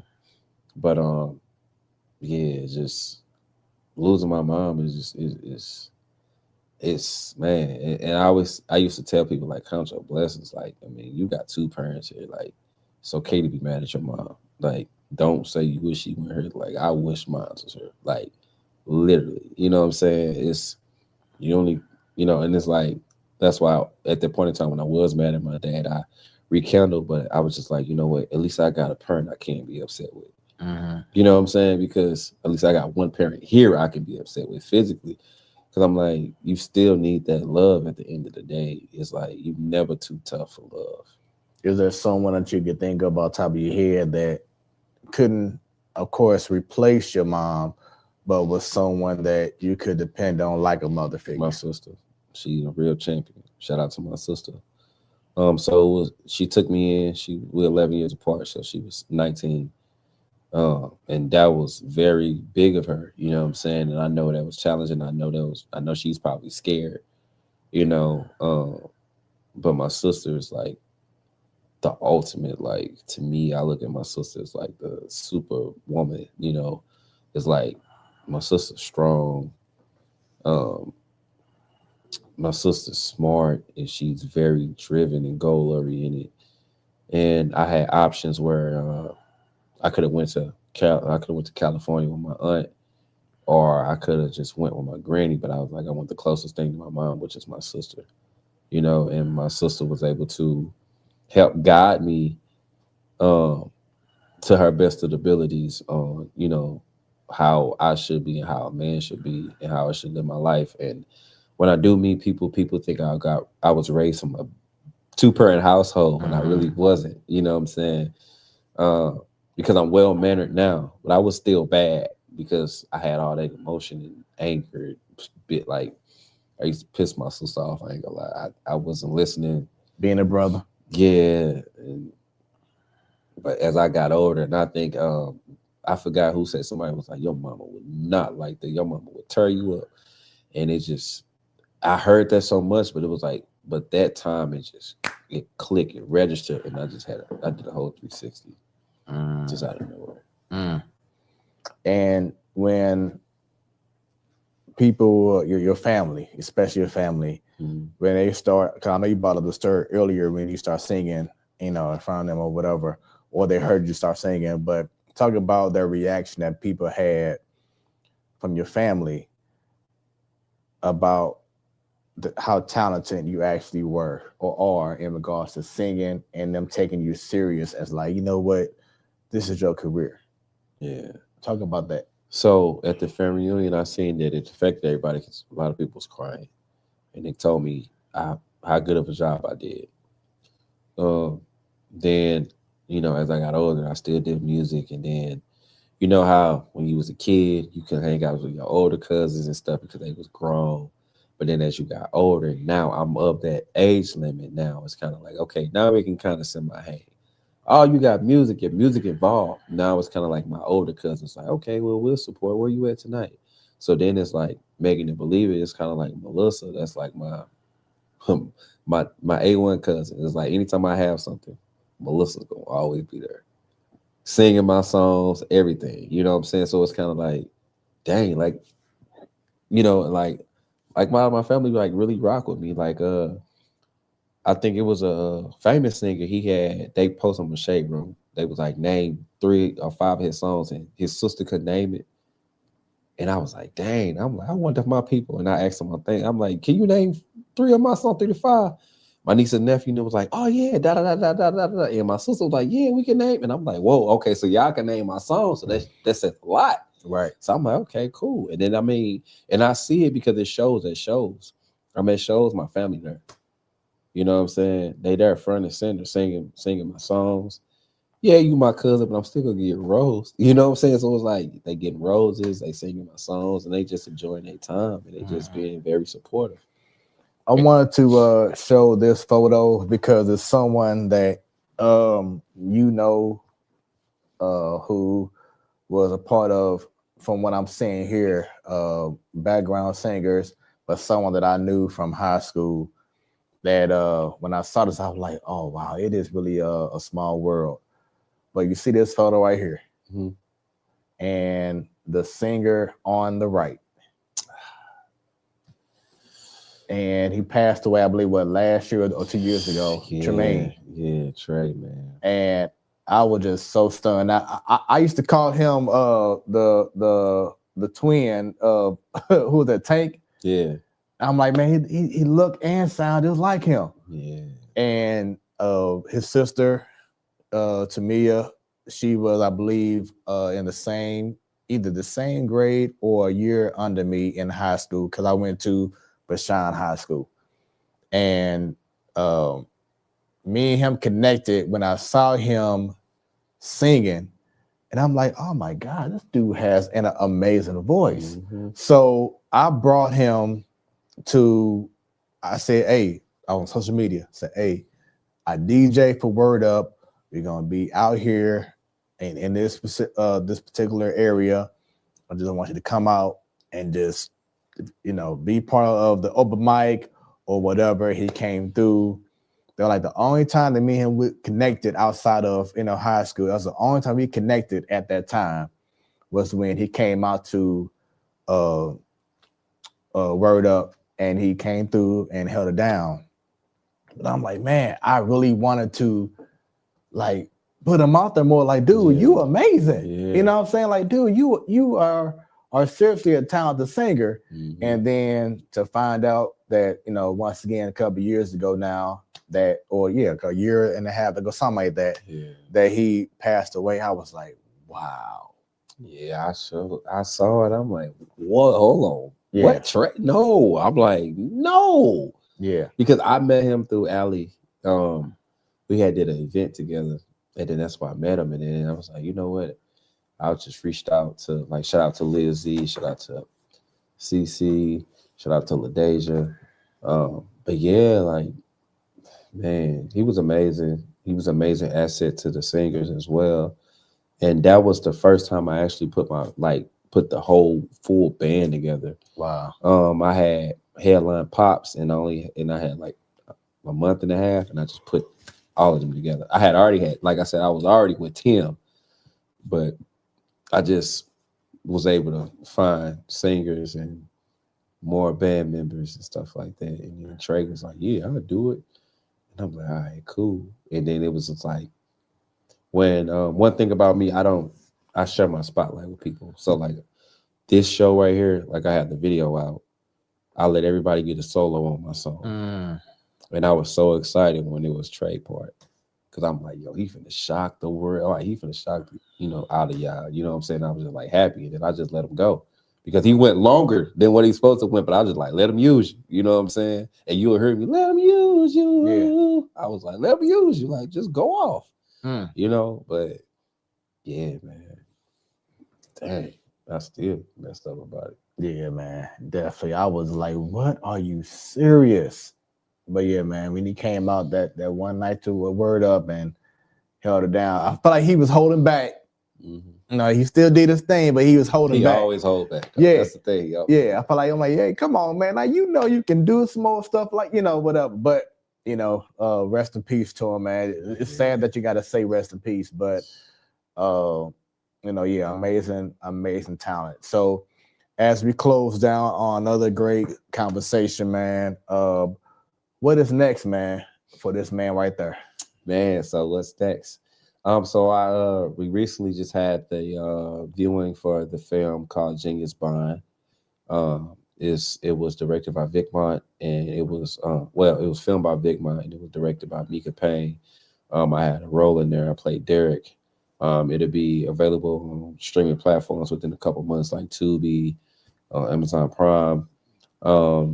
In the process of that, it made me a believer where I was able to write. Like, I have a movie already wrote. I'm writing part 2 of that movie now, but I plan on having auditions sometime next year. I plan on shooting that video. I plan on shooting that movie next year too. So it's all about just whatever I'm gifted with. Like I said, whatever I'm gifted with, I'm using it to my advantage. So what to expect from me is more shows. It's hints about a City Winery tour all over.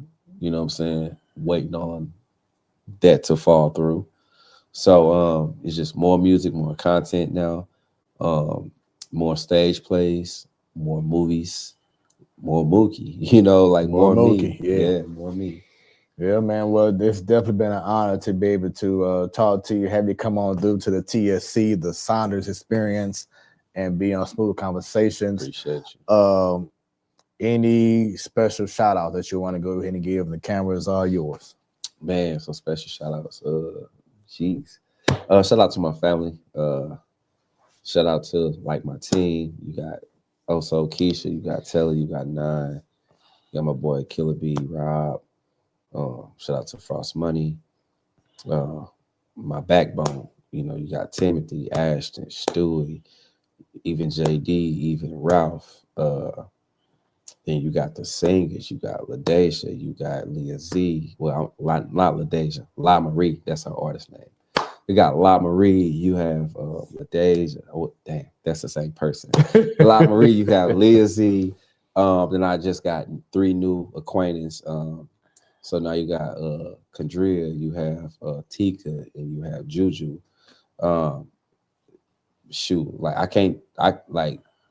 There's no Mookie Toliver without them, because they are the backbone of my foundation, and they are the they keep me level, when I think the times is hard. And just shout out to God, and just shout out to everybody who just basically believe in me and just continues to just stay behind me, even through times where I get ramshacked about music, which I do.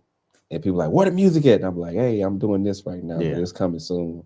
Which is coming soon, y'all. Just bear with me. But I appreciate those. I don't call them fans. I call them supporters. So I appreciate my true supporters. And yeah, man. I just love y'all for free. Love words from Big Rick. Are you at a point in your career where you don't have to worry about 9 to 5? Not yet. Okay. So I work at Worldwide Technology. I've been there for I've been there for 12 years. My wife has, every time she see that building right off of 270, and near Dorset, like in between Dorset and that page, she be like, man, she always curious about working there. because she always see that building because she always wanted to work there. Yeah, that's the headquarters. And Yeah. then Dave Stewart. Yeah. Like I met Dave Stewart a couple times. But yeah, I've been there for 12 years, man. Wow. Yeah, I'm part of leadership there. So that's basically where I be at. That helped fund my career. They pretty much understand what I do. When I do have shows, I have people from the job. They come there. You know, I have managers come, I had supervisors come, and all that type of stuff. So how are you able to balance both? You know, doing the 9 to 5 and the singing career and acting and the stage play. Just time management, which is something I'm poorly at, but I've been able to manage it lately. Mm-hmm. Just communicating with the directors on them understanding my schedule so they can align it with everybody else's schedule. Okay. So, because I tell them, hey, look, I gotta be up, but majority of the time I'm used to thugging it out. You know, I'm used to doing shows and coming home about midnight, 1 o'clock, and then having to wake up at 4. So I'm kind of pretty much used to it. But one thing about me, now I know what's very important because I got older, I take naps when I get home. Yeah. So once I get home, I take that nap, and then I'm energized for that time being to just, you know, run my energy low. Last question. Take away being an artist. Mm-hmm. Take away being on stage, the lights bright. Take away being a son or a cousin or a brother.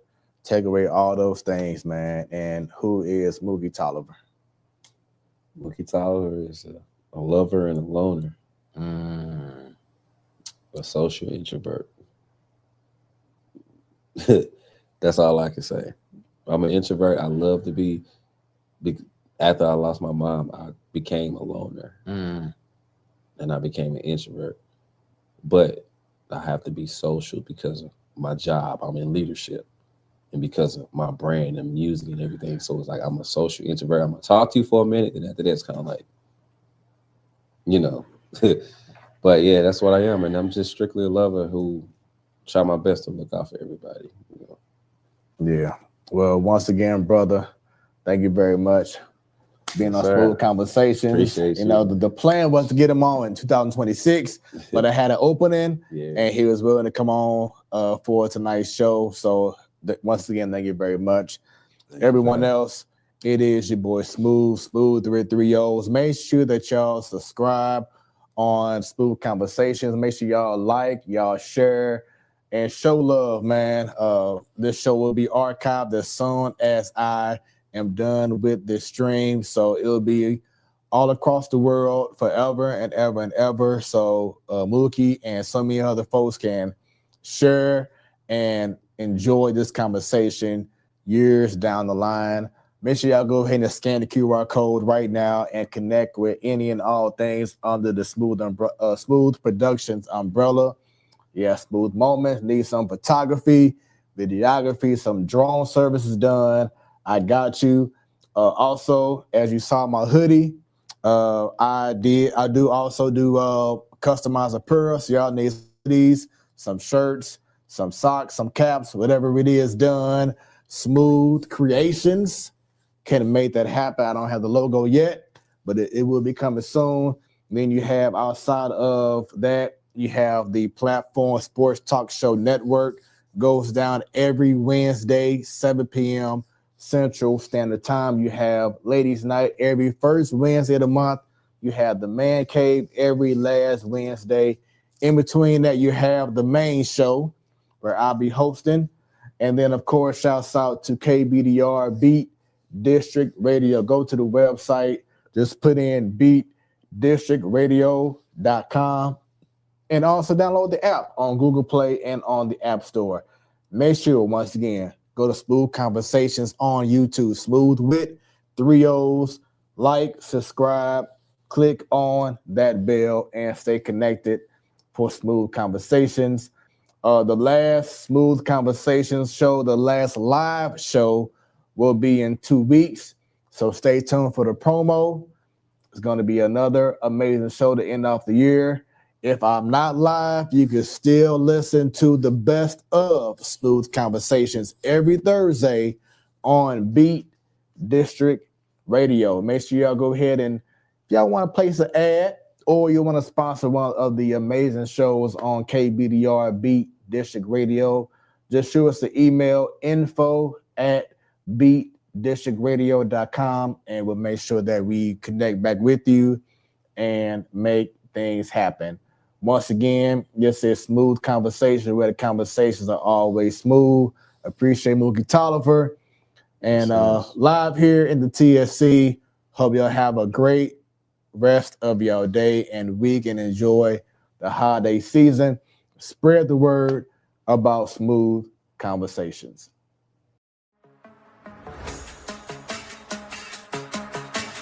What you have just experienced was brought to you by Smoooth Productions. Until next time, stay tuned and stay smooth.